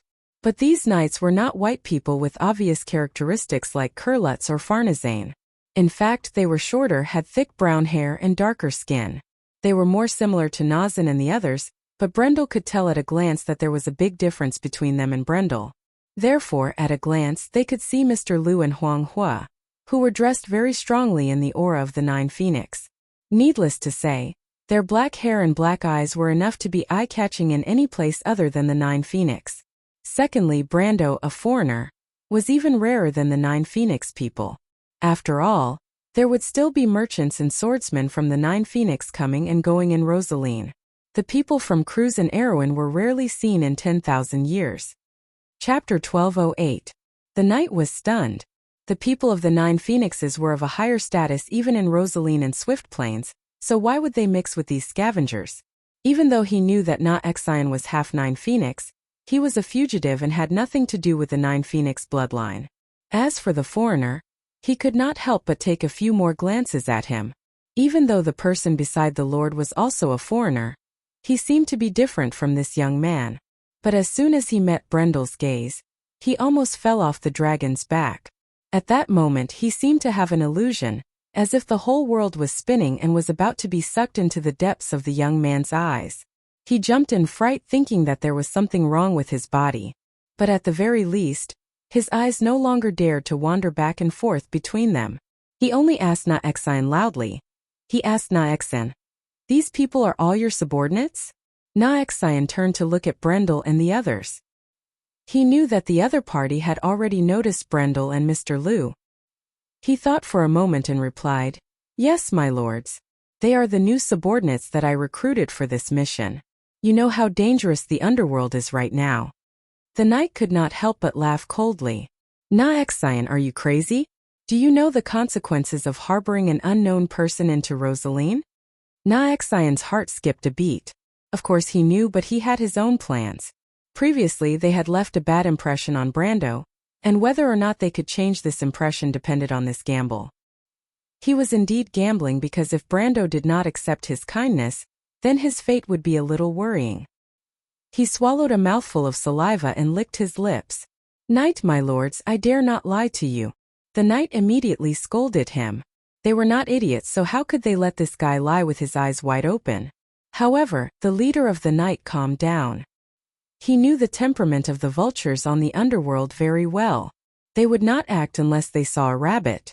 These people would not dare to offend the Lord of Rosaline.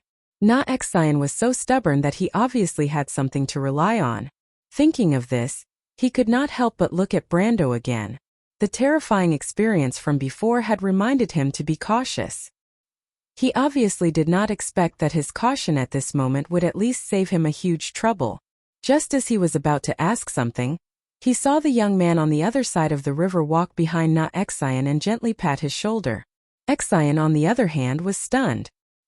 He turned to look at Brando and almost thought that he had misheard. "My lord, what did you say? There is no need to hide it. Tell them the truth, but remember not to tell them what happened last night. I will not help you, and I will not offend the knight for you. If you want to settle them, at least half of the goods in your carriage, do you understand?"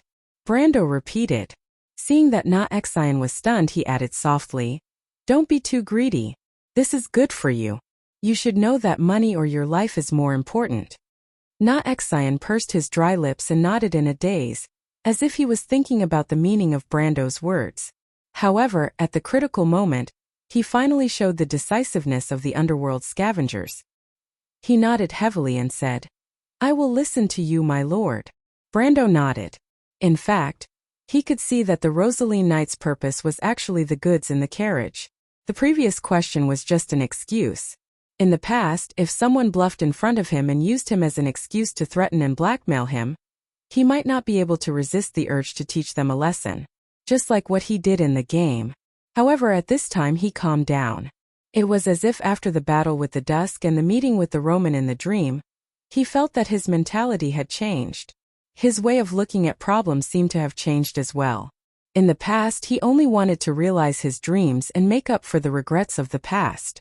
However, at this moment he felt more of a heavy responsibility. Just like the words that Ondina repeated to him time and time again, he used to think that Amandina was a little too old-fashioned and inflexible. Now that he thought about it, perhaps he was too naive and childish. There was no freedom in this world, especially for people who changed the fate of others. Recklessness was an irresponsibility because every decision you made was no longer a matter of a single person. If he did not understand this point, perhaps he would really lose Romain and everyone else forever. At this moment, he finally had the spirit of a lord that belonged to Tanajul and Abes. Just like the night before, he ordered Na Xian and the others to bury the bodies of the monsters. If it was in the past, he would not have bothered to do such a thing, because he knew that he was just a passerby and might never return to Rosaline. Naturally, he did not need to worry about whether his strength would be known and coveted by others. What kind of player would clean up the scene after killing the monsters? Even when he broke out of the encirclement in Fortress Reden, he did not do that. However, at this moment the first thing that came to his mind was to be cautious. Only by being cautious could he better protect himself and the people around him. After receiving the order, Na Xian went to negotiate with the Knights of Rosaline. Just as Brando expected, these knights were only interested in the goods of the caravan. When they knew that Na Xian's caravan was attacked by monsters and needed their help, these knights could not help but smile. They immediately forgot about Brando, Mr. Liu, and Phoenix was identities. After all, Rosaline had not changed the ban, and they would still have to bear a lot of risk if they were to forcefully attack near the Quzongs River. However, now that these smugglers needed their help, it could not be better. As long as the price was agreed, everything was negotiable. If there was no need to fight, no one would be willing to use force. Everyone knew that the scavengers on the dark road were not to be trifled with. However, compared to the others, the leader of the night seemed to be calmer. When he heard that Na Xian and the rest were attacked by monsters last night, Brando noticed that his expression changed. He quickly asked, "You were attacked? How many monsters were there?" As soon as he asked, the other knight reacted and looked over, as if they were looking for the corpses of the monsters near the caravan's campsite. No matter how slow Na Xian was, he could vaguely sense something when he saw this scene. He could not help but secretly look at Brando with admiration. In fact, he and his men did not even think about this problem. They wanted to use the corpses of the monsters as something to brag about. However, he did not know that Brando was also rejoicing at this moment. It seemed that Rosaline had indeed been attacked. If he had not buried the corpses, the news of him killing hundreds of monsters alone would have spread throughout the region in the blink of an eye. He did not know how big of a commotion that would have been. It was only at this moment that he felt that he had made the right choice to be more cautious. Na Xian's thoughts flashed through his mind. He quickly repeated the lies that Brando had taught them previously. Although the number of monsters attacking the caravan with 7 or 8 monsters was a lot, at least it was still within an acceptable range. However, they did not expect that after Na Xian finished speaking, the knight's expression became very strange. He could not help but ask, 7 or 8 monsters? Are you sure? Of course, Na Xian replied. My lords, how could I joke about this matter with you? The corpses of these monsters are still here. I was wondering why there were so many monsters around Rosaline. Many. The leader of the night could not help but sneer. You're lucky, Camel. You probably don't know that the monsters attacked Rosaline 3 days ago. At least a few hundred monsters appeared south of the Quzongs River. If we had not run fast at that time, you wouldn't be seeing us now. It's good that I don't see you. Na Xian could not help but curse, but he did not dare to say this out loud. He only said in surprise, "What did you say? The monsters attacked Rosaline? How is that possible? Don't they never cross the river?" At this point he could not help but look at Brando. This lord had guessed correctly again. Last night, he had told them that Rosaline might have been attacked by the monsters, but they did not dare to believe it at that time. This was because sometimes habitual thinking was so scary. Brando's expression was normal. He only turned around and exchanged glances with Mr. Liu, who was not far away. In fact, he was not the only one who had guessed that Rosaline might have been attacked. Mr. Liu was the same. However, he knew even more clearly why such a thing had happened. The Twilight Dragon was not completely sealed by Miss Tada and the other two. Just as Bai had said, its will was trying to penetrate this world through the world's crystal wall. The Twilight monsters that were the vanguard would continuously arrive and wound and attack the civilized world. In fact, from this moment on, the Twilight War of the Sixth Era had begun. The leading knight was telling Na Xian about what had happened to Rosaline during this period of time. However, his tone soon became a little strange, as if he had just realized something. "Wait, damned camel. Did you just say that you were attacked by 7 or 8 monsters? Of course, didn't I say that before?"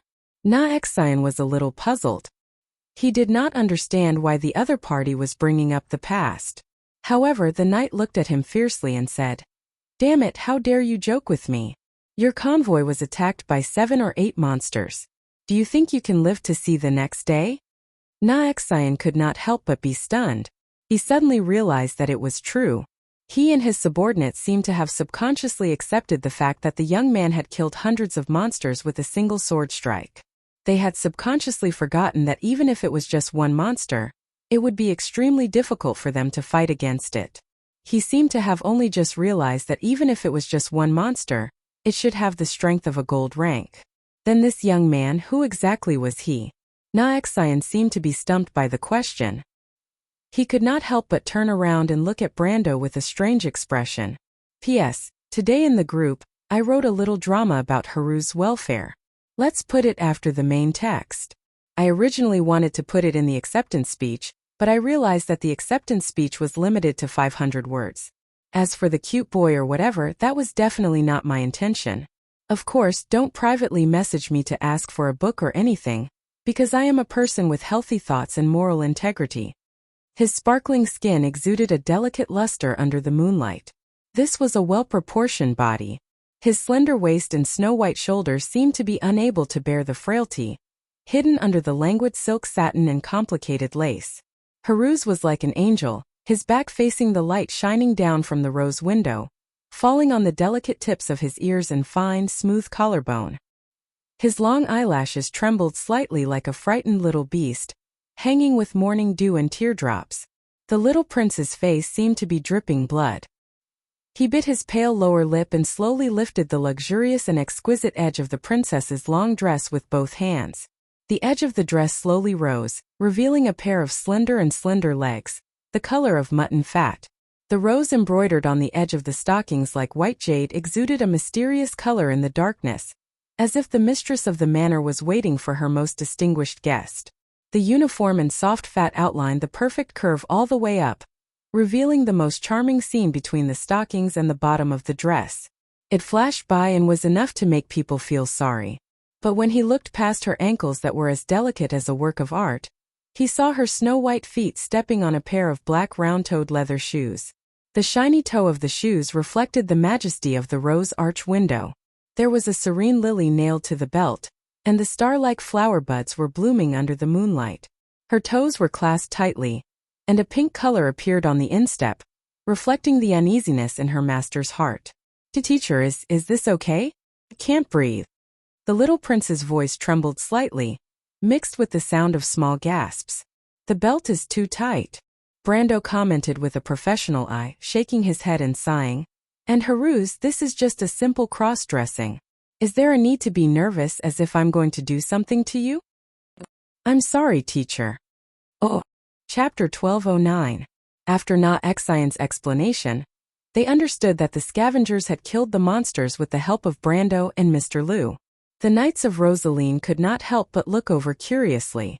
After all, no matter where they were, swordsmen of the celestial realm were rare. But that was it. They were the subordinates of Lord Rosaline, and would not make a fuss over one or two celestial realm masters. After spending some time negotiating the price, the leader of the night, Kasav, finally led his men across the river from downstream. In less than 15 minutes, they arrived at the Quzong's river and met up with Brando and the rest. As they walked closer, Brando saw that the wingless dragons these people were riding were similar to the bipedal land dragons of the cruise people.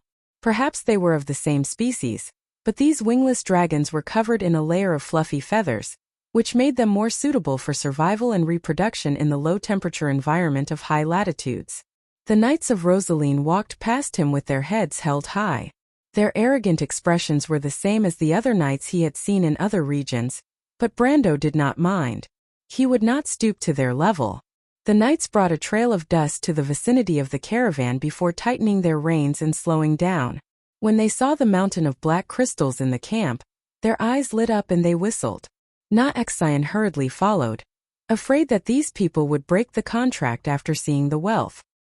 His face was as black as iron, but he heard the leader of the night, Kasav, sitting on his mount, ask, "The battle was intense. Do you need to make such a big fuss just to deal with 7 or 8 monsters?" He sniffed and frowned as he looked at the traces on the battlefield. Na-Exian couldn't help but curse inwardly. His lazy subordinates were indeed slacking off. He hurriedly replied, "There were 7 or 8 mutants.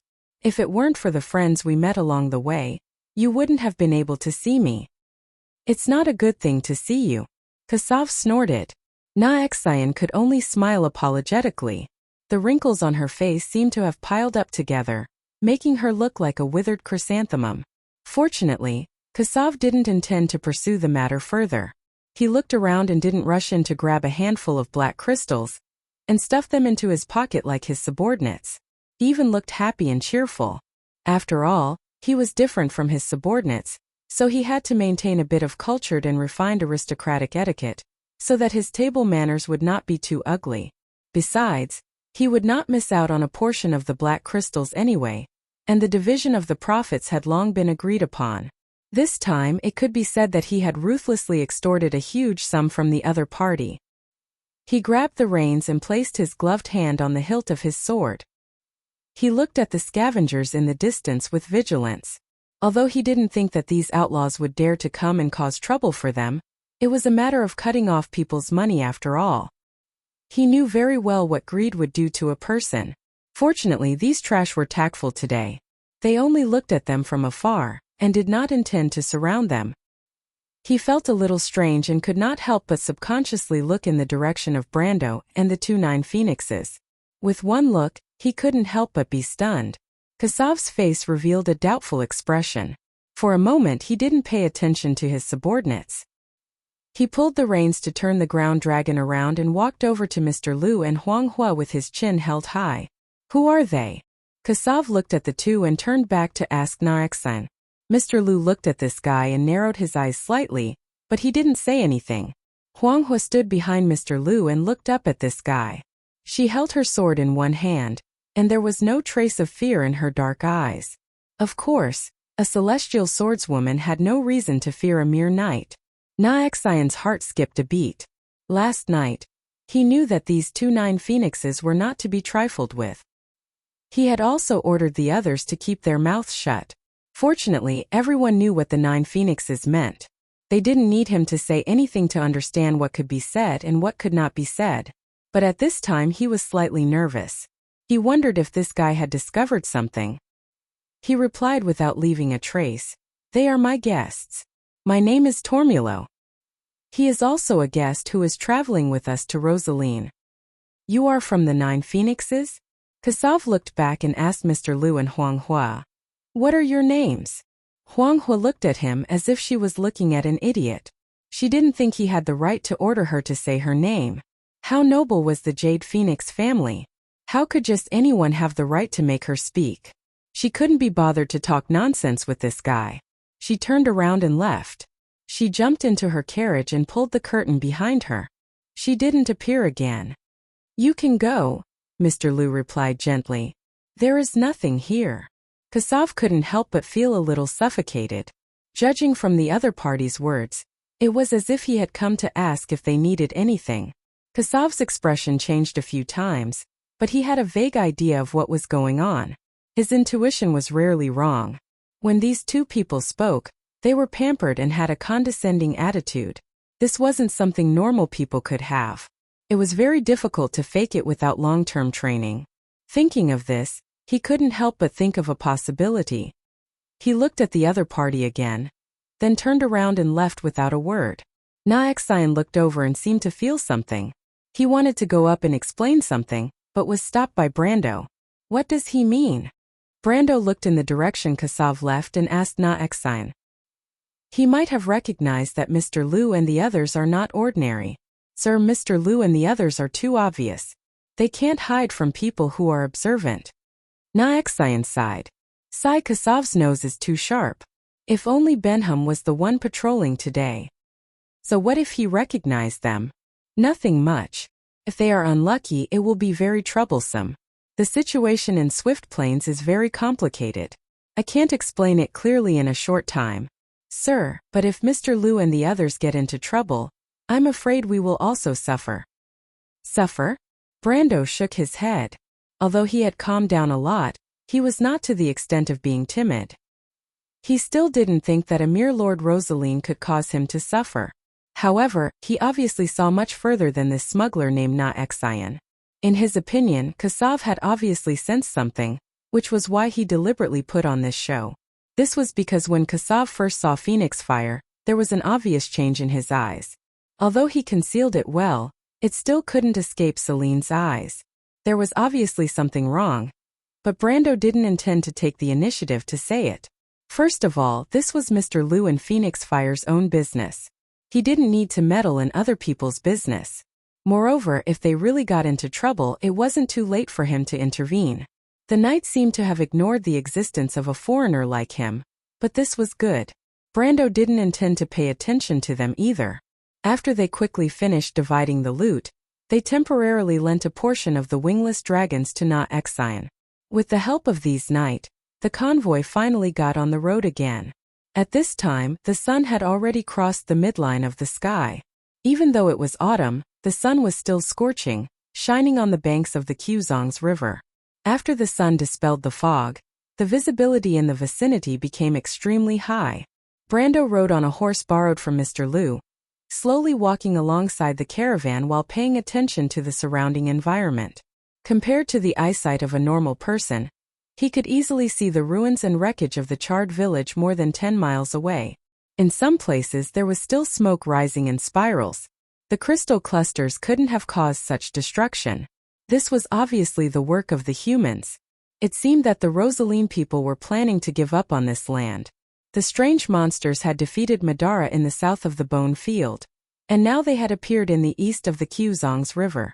The Rosaline people obviously didn't think that they were better at fighting than the spirits. It seemed that the Lord had long planned to retreat to the other side of the strait. It was just that this sudden attack had strengthened the Lord's determination. This was not a wild guess, but a reasonable speculation based on what Nashin and the others said. But now, it seemed that this speculation was not far from the truth. After Phoenix Fire returned to her carriage, she didn't appear again. She hugged her sword and closed her eyes slightly, as if nothing in the surroundings could affect her mind. The bumpy ride of the carriage did not affect Phoenix Fire's meditation. The ascetic training method of the Jade Phoenix was unimaginable to normal people. When they were meditating, they often needed to train under a waterfall that weighed thousands of pounds. Compared to that, the current environment was not worth mentioning. However, after 15 minutes, she suddenly opened her eyes. Her eyes were as black as ink, and there seemed to be stars flashing in them. "Mr. Liu, what do you want to remind me of?" "You did very well just now, second lady." After a while, Mr. Liu's low voice came from outside the carriage. The knight just now looked strange. He might have recognized us. How could he recognize us? Has the ghost chariot arrived at Rosaline? Now that I think about it, this is the only possibility left. So we leaked the news. I haven't thought about it yet. It's also possible that we were discovered when we left Elm Harbor. They might have guessed our next route and prepared in advance. When did the ghost chariot become so sharp? This is the Swift Plains after all. If it's that person, it's not impossible. Is it the genius of the ghost chariot clan that appears once in 1,000 years? Yes. Then what should we do next?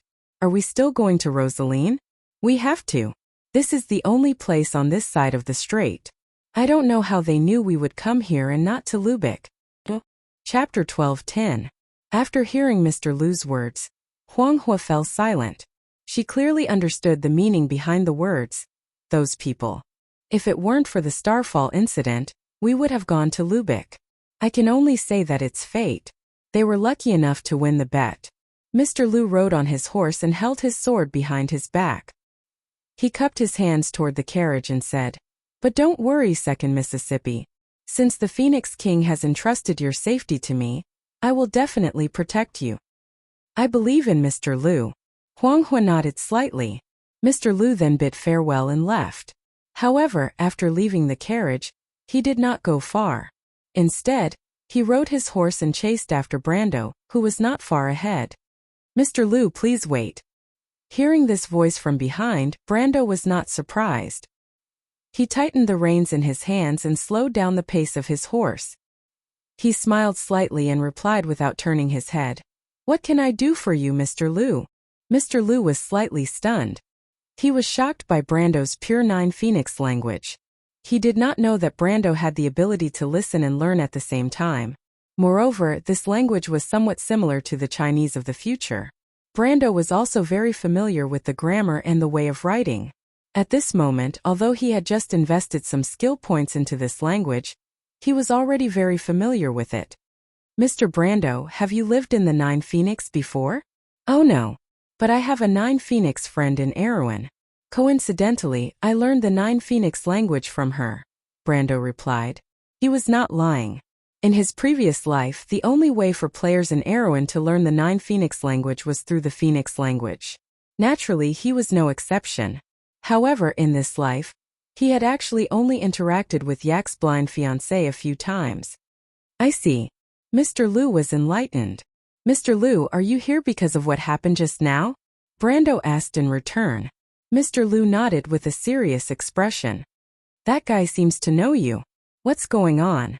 Do you have old grudges with the Lord of Rosaline?" "That's not true."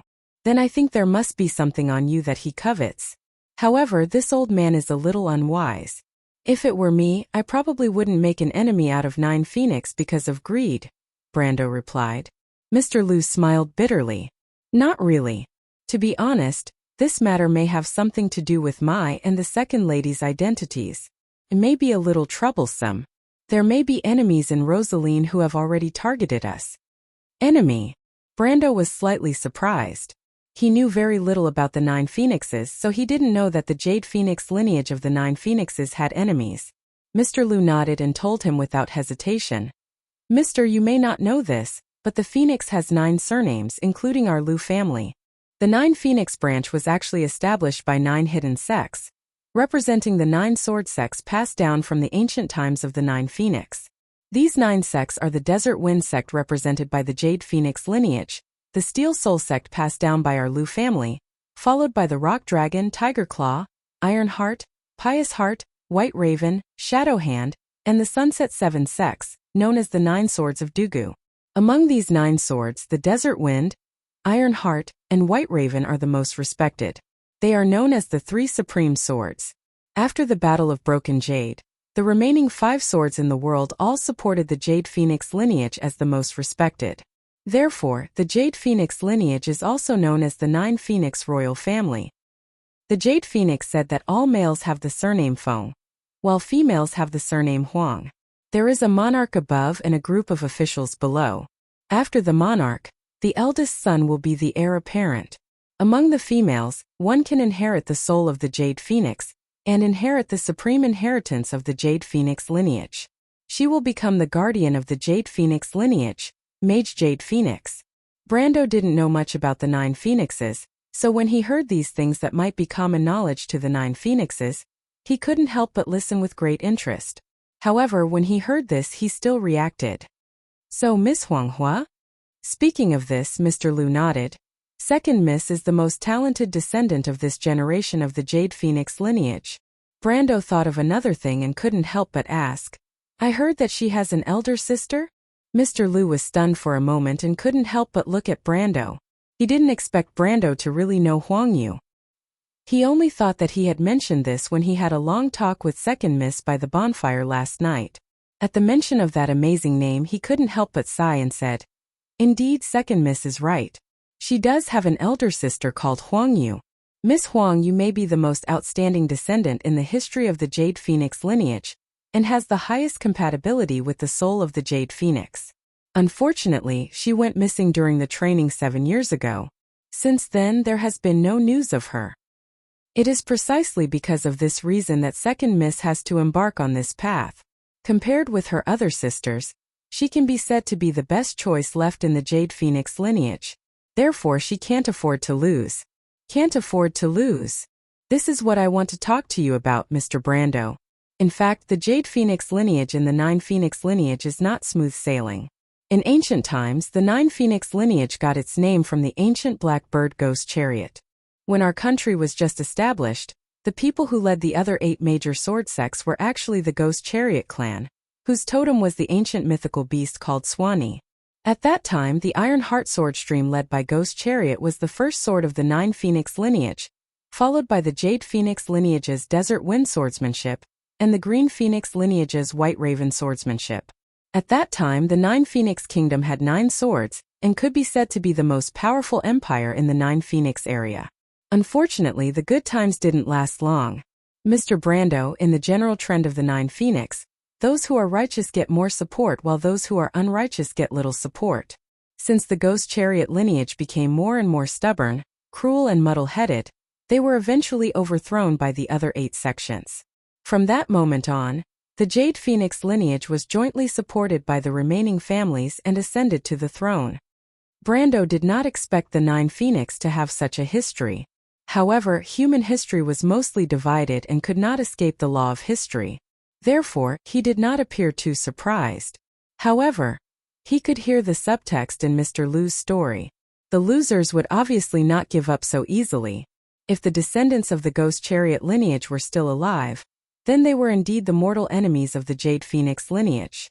Sure enough, according to Mr. Lu's description, after the Ghost Chariot clan lost their orthodox lineage, they went from being in the light to being in the dark. These people called themselves the Night Owls. Although they could not establish themselves in the Nine Phoenix area, they went to places like the Swift Plains and established a huge underground force. In the past 1,000 years, the grudge between them and the Jade Phoenix royal family had been accumulating. In fact, there had been hundreds of battles in the open and in the dark. As early as a few decades ago, the Jade Phoenix royal family joined forces with the Lu family to kill the most outstanding genius of the younger generation of the Ghost Chariot clan. In less than half a century, the Ghost Chariot clan returned the favor. It was widely rumored among the people of the Nine Phoenix that Huang Yu's disappearance was due to the Ghost Chariot clan. Therefore, today, Huang Hua's training trip had become so important. After the Jade Phoenix clan lost Huang Yu, a once-in-a-thousand-years genius, they could no longer tolerate such a thing happening again. Therefore, according to Mr. Lu, Huang Hua's training trip should have been made an exception and entrusted to him, the most outstanding disciple of the Yunsheng sect of this generation, to be her bodyguard. However, among the descendants of the Ghost Chariot, there was a genius who was on par with Huang Yu. Although Mr. Lu had not seen this person, according to the rumors around the Swift Plains and Taigu Strait, this person was comparable to the first generation of the Ghost Chariot clan, the founder of the Iron Heart sword sect. When Brando heard this, he could not help but raise his eyebrows. He thought to himself, another genius. Huang Yu was the chosen one, and her sister seemed to be on par with her. This so-called descendant of the Ghost Chariot seemed to be a genius on par with the former. This era was indeed an eventful one. So, Mr. Lu suspects that the Ghost Chariot is already in front of you and that Rosaline has his eyes on you? Brando asked. But it's a little strange. You just set off from Tormulo. Even if someone leaked the news, they would not be ahead of you. How did the people of the Ghost Chariot know your whereabouts? Mr. Lu shook his head. Clearly, he did not understand this point. He only answered, Mr. Brando, the ghost chariot lineage has been operating in the Swift Plains for many years and is very powerful. This is also the reason why the second lady and I are unwilling to go back to Nine Phoenix through the Swift Plains. Now that they have arrived at Rosaline, it is impossible for us to avoid them. However, I am afraid that I will not be able to fulfill my promise and let Mr. Brando travel with us. Why? Brando asked. The grudge between the Ghost Chariot and the Jade Phoenix clan is an internal matter of Nine Phoenix. I am really embarrassed to let you get involved. Besides, although Mr. Brando is not afraid of these clowns, it is always troublesome to be targeted by the Ghost Chariot. The Jade Phoenix clan and I have no reason to let our guests get into trouble because of our family matters. Mr. Lu answered in a manner that was neither servile nor overbearing. This answer made Brando look at him in a new light, so much so that his impression of Nine Phoenix became much better. No matter what, this calm integrity was much higher than the wound nobles that he had seen before. However, he did not comment on this. Although he wanted to help, he did not need to make a solemn vow. However, the chaotic situation in the Swift Plains and Nine Phoenix that Mr. Lu mentioned made him a little worried. After all, the Nine Phoenix kingdom was not stable. In Mr. Lu's words, it was actually because of the competition for the throne that caused the outer regions of Nine Phoenix to be so turbulent. Thinking of the bloody competition for the throne in his memory, Brando had to reconsider his plan to go from Nine Phoenix to Erewhon. After all, Erewhon was facing the invasion of Madara and the arrival of the Twilight Will. He did not want to be involved in these disputes. In fact, he did not have much time to waste. He thought for a moment before asking, Mr. Lu, do you want to go to Nine Phoenix? Then he asked, Mr. Lu, if I want to go from Rosaline to Nine Phoenix and then return to Wound, which route is the most convenient? Going through Madara might be an option, but it was always a last resort. Unlike what people imagined, crossing the Sea of the Dead Moon was definitely a huge project. The territory of Black Rose and Bramanto stretched for tens of thousands of miles, and there were exits in all directions. After the war slate descended and re-established the order in Wound, relying on the method of determining direction in the past was likely to be troublesome. If one did not prepare in advance, no one knew where they would end up. Not to mention the other troubles that one would encounter during the trip. Chapter 12:11. So Mr. Brando only wants to use Nine Phoenix to return to Wound, Mr. Lu said. Then you don't have to go to Nine Phoenix. Elm Harbor also has merchant fleets going to Erewhon, Lubeck, and other places. Where is Elm Harbor? At Green Jade Hills. Rosaline has ships going there. That harbor is at the northern end of Tawu Strait, close to the Sea of Dim Light. It is ruled by a group of people from Nine Phoenix. Every March, April, September, and October, a large number of merchant fleets going to Lubeck, Madara, and Erewhon gather there with the help of the ocean currents. Is that place also under the influence of the Ghost Chariot? Mr. Lu was slightly stunned. He raised his head and used his remaining eye to look at the young man in front of him, only to see a confident expression on his face. As he tried to figure out the meaning of these words, he replied in a low voice, Mr. Brando, the Ghost Chariot is fully developed outside of Nine Phoenix. They also have influence in Green Jade Hills, but they can't control everything because that place is very complicated. It is the headquarters of the Pious Heart sect and the Stone Dragon sect. The Red Jade Guards of the Scorching Sun Holy Temple protect the harbor. The Ghost Chariot people only dare to move in the dark, but they should have spies everywhere in the city. In that case, since Green Jade Hills is under the control of the Pious Heart sect and the Stone Dragon sect, it should have a much closer connection with Nine Phoenix than Swift Plains. Mr. Lu nodded. Green Jade Hills is actually Nine Phoenix's default sphere of influence in Tawu Strait. It is not only connected to Nine Phoenix by sea. In fact, there is also a land trade route through the deep stone mountains. In March 2nd Miss and I used this route to reach Elm Harbor. Is this route very dangerous? Brando asked. Not really, but it is not as convenient as the sea route. We left Nine Phoenix around the time of the Green Dragon's birthday ceremony, and traveled day and night for almost a month before reaching Green Jade Hills. If we took the sea route, this journey would only take a few days. At this point, Mr. Lu seemed to have realized something. His single eye lit up slightly. He took a deep look at Brando, raised his hand and cupped his fist in greeting. "Thank you for your reminder, Mr. Brando. I was careless. Right now, it is indeed safer to return from the Green Jade Hills." Brando smiled. He waved his hand and said, "I just want to hitch a ride." "You think too much, Mr. Liu. However, I don't have anything valuable on me. In exchange, I will help you deal with those ignorant rascals." Mr. Liu was stunned when he heard this, and then he couldn't help but be overjoyed. He quickly flipped over and stood below the horse, bowing deeply to Brando. In his heart, he only knew that the so-called ship fee was just an excuse. Last night, when he saw the young man dealing with the monsters, 2 swords suddenly appeared in his hands. This proved that the other party must have a space-related storage item. How could such a person not be able to afford the fare? Therefore, when the other party said this, it was clear that he just wanted to help them. Mr. Liu was sincerely grateful because he knew better than anyone else the strength of this young man in front of him. Although he didn't know whether this young man was stronger or weaker compared to his teacher, he was at least a figure of the same level. A person who had reached the realm of Path, Supreme Realm. Such a person would rarely be tempted by external objects, so how could he easily make a move? He didn't know that Brando had only taken 2 years to reach this stage. He only knew that it was already a great honor for them that the other party could make such a request. His reaction gave Brando a shock. Although Brando did have a special favorable impression of the 9-headed phoenix and said this to help the 2 of them, his primary goal was indeed to hitch a ride. This was because he definitely wouldn't change his itinerary just to help the other party. Moreover, he didn't have the time to do so at the moment. However, compared to going to Rosaline to look for a ship, of course, it was more convenient to take the ready-made ship of the 9-headed phoenix royal family. As for the trouble of the Lord of Rosaline or some ghost chariot, did he need to care? He didn't want to be involved in this dispute, but that was based on the premise that the other party didn't find trouble with him.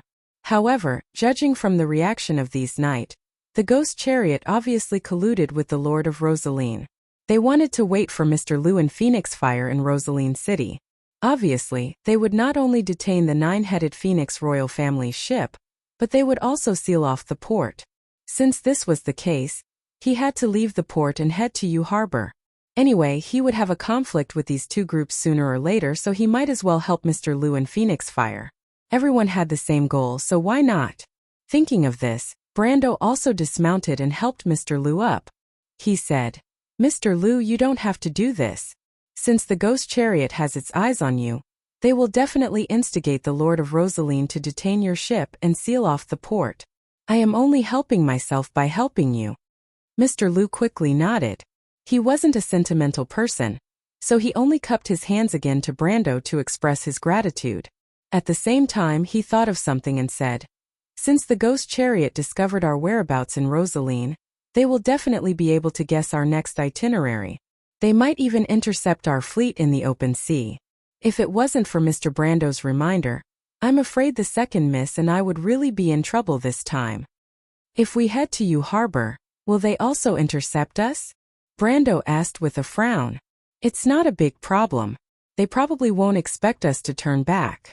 In fact, it was an accident that we were stopped by them in Rosaline.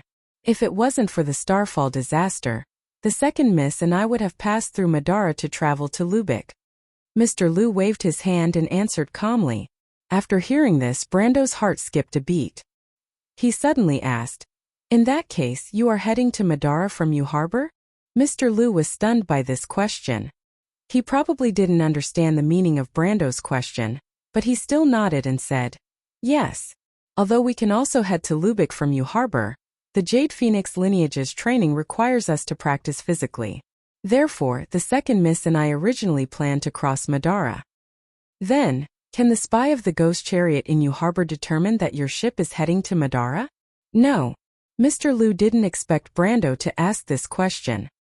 He shook his head and said, "The ship left in Yu Harbor is also the Huang family's own ship, not a merchant ship. We usually redraw our route after we go out to sea. The spy left in Yu Harbor definitely won't be able to guess where we are going." "Then, could there be a spy on your ship?" Brando asked again. "Spy?" Mr. Liu frowned but still shook his head and said, "Even if there is a spy, He won't be able to send back information because the ship is still anchored in Sopalach. Brando knew that Sopalach was the name of a port in Madara, but he was not interested in this name. He replied, "In that case, you shouldn't have leaked the information before leaving U Harbor." Mr. Lu nodded. "Think so too. Then I have to remind you that the ghost chariot might be in cahoots with Madara." Mr. Lu was shocked. He subconsciously blurted out, "You mean the ghost chariot found out about our itinerary through Lesotho?" "Who's Lesotho?" "It's a lich. It's the Lord of Sopalach." "No." Brando shook his head and said, "You misunderstood me. I'm talking about Madara, not a lord." "What's the difference between them?" Mr. Lu's only eye showed a hint of confusion. In his opinion, the Black Rose of Bramanto was formed by independent undead lords who hated each other. Although there was no lack of unusual creatures like the Dark Nobles of the Sea of Dead Moons who formed an alliance, that was only to fight against the strange creatures. A united Madara was obviously not within his scope of understanding. Brando understood that the Nine Phoenixes' understanding of Erwin, Cruz, and even Saint Tossel might be far better than their understanding of the Colossus beside them. This was caused by the difference in the lag between the transmission of information by land and sea.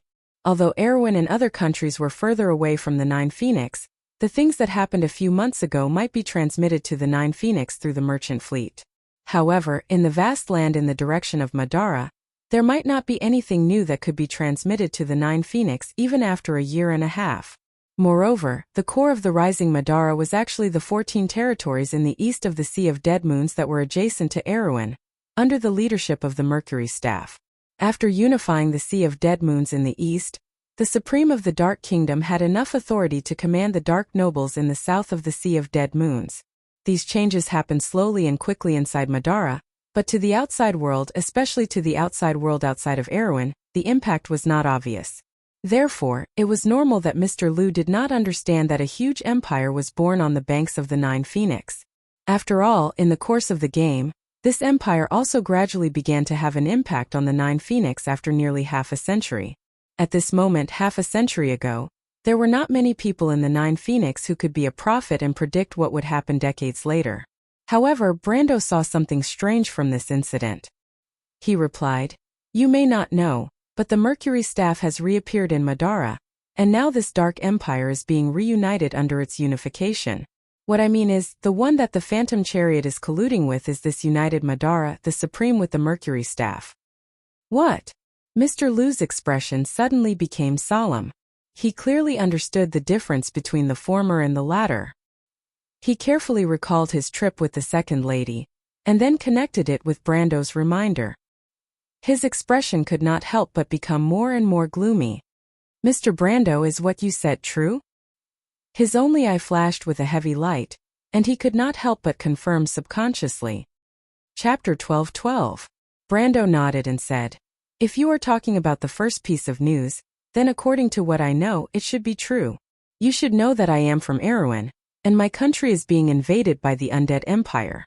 That is why I am so anxious to return to Wond." "You can think about it carefully," Brando replied.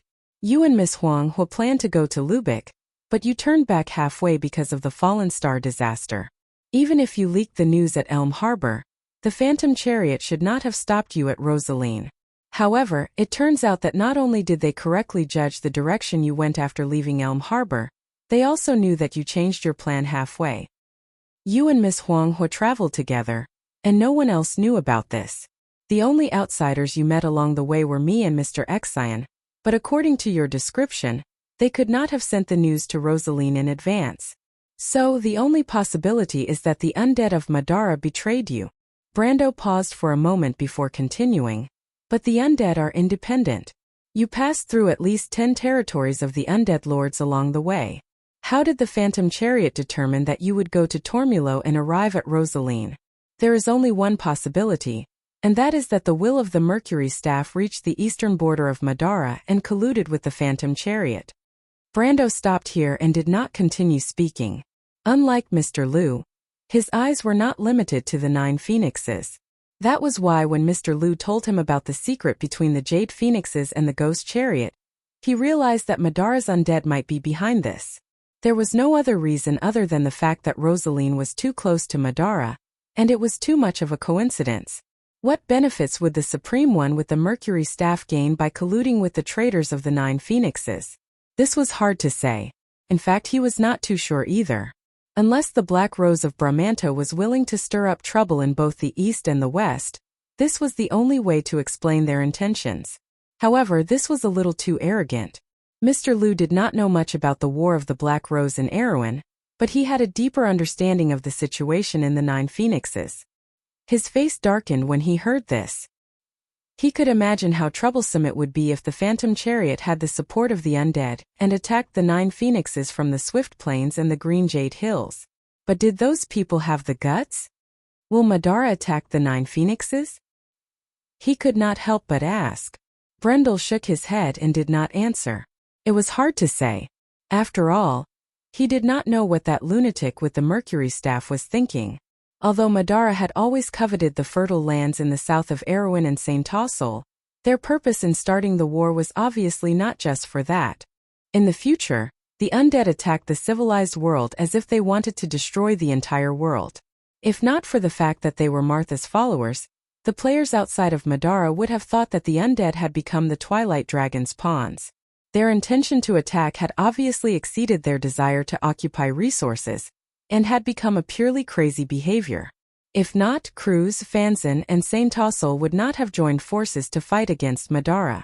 Maybe it's not as bad as you think, Brando continued. Madara also has enemies in the west. Cruz, Erewhon, and the elves are all wary of these Inhumans.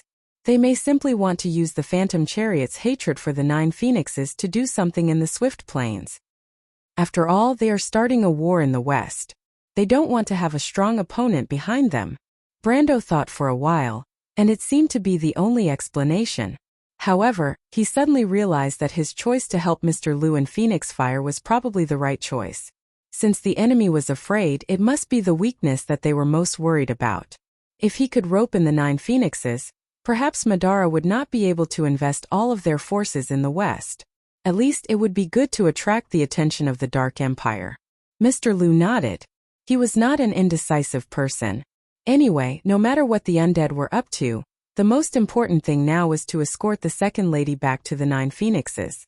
The Jade Phoenixes could not afford to lose another heir. The Phantom Chariot's trick was naturally much better than hiding it in the dark. Thinking of this, he could not help but be grateful for Brando's reminder.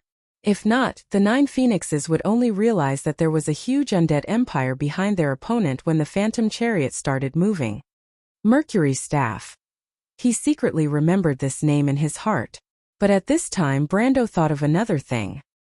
He suddenly asked, Mr. Lu, you and Miss Phoenix Fire originally planned to cross Madara to go to Lubeck. So, you should have a map of Madara? Brando was slightly surprised. Crossing Madara was not an easy task. Before the Mercury Staff was born, Madara was only a geographical name. This dark territory spanning tens of thousands of miles had countless undead and dark lords, each of whom ruled their own territory. Generally speaking, the Madara that Erewhon people were familiar with was actually only the east of the Sea of the Dead Moon. As for the Pine Mountain area, it was a very small part, but it was not impossible to say that this was the Black Rose of Bramanto. This was because even in the heyday of the Dark Empire, the Supreme One did not really rule the entire Madara. In fact, she only controlled the fertile land of the Empire, and only needed to control these core territories to be called the Dead Moon Empire. In the remote areas of the Empire, even the players of the Empire might not know where they extended to.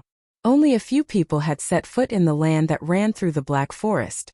The Bugas might have a complete map of Madara, but they had never made it public. It was not that there were no players who crossed the entire Madara. There were players who had done this before and after the Year of the Sparks. It took nearly half a year, including the time when they got lost. Brando obviously did not have the time to do this. Of course, he knew that some people of Nine Phoenix might have a map of part of the southern territory of Madara, because Nine Phoenix had always had land caravans that went to Lubeck, the country of the desert. He just did not expect Mr. Lu and Phoenix Fire to have this idea. Mr. Lu was stunned for a moment and replied, The royal family of Nine Phoenix has a detailed map, not only to Lubeck, but also to the southern territory of Erewhon. However, that map was drawn more than 100 years ago, and we don't know if this map is accurate. Brando could not help but be overjoyed. He asked eagerly, "Do you have this map?" He was now at the peak of the Supreme Realm, only one step away from the strength of the Sage Realm. And because of his equipment and ridiculously high willpower attribute, in fact, his physical fitness was far beyond the standard of ordinary people in this realm. With his strength, if he had a precise map, he could travel day and night without rest. Perhaps it would be faster than taking a ship by sea. Unfortunately, Mr. Lu's answer disappointed him. It was because the other party had no intention of going to Erewhon, and the accuracy of the map was still questionable. So, in fact, they had only brought half of the map to Lubeck. When Brando heard this, he could not hide his disappointment. However, he also knew that this was not something he could force.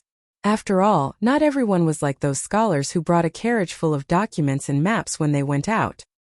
He shook his head and said to Mr. Lu, "Mr. Lu, I have a presumptuous request. If it's possible, can you give me a copy of your map?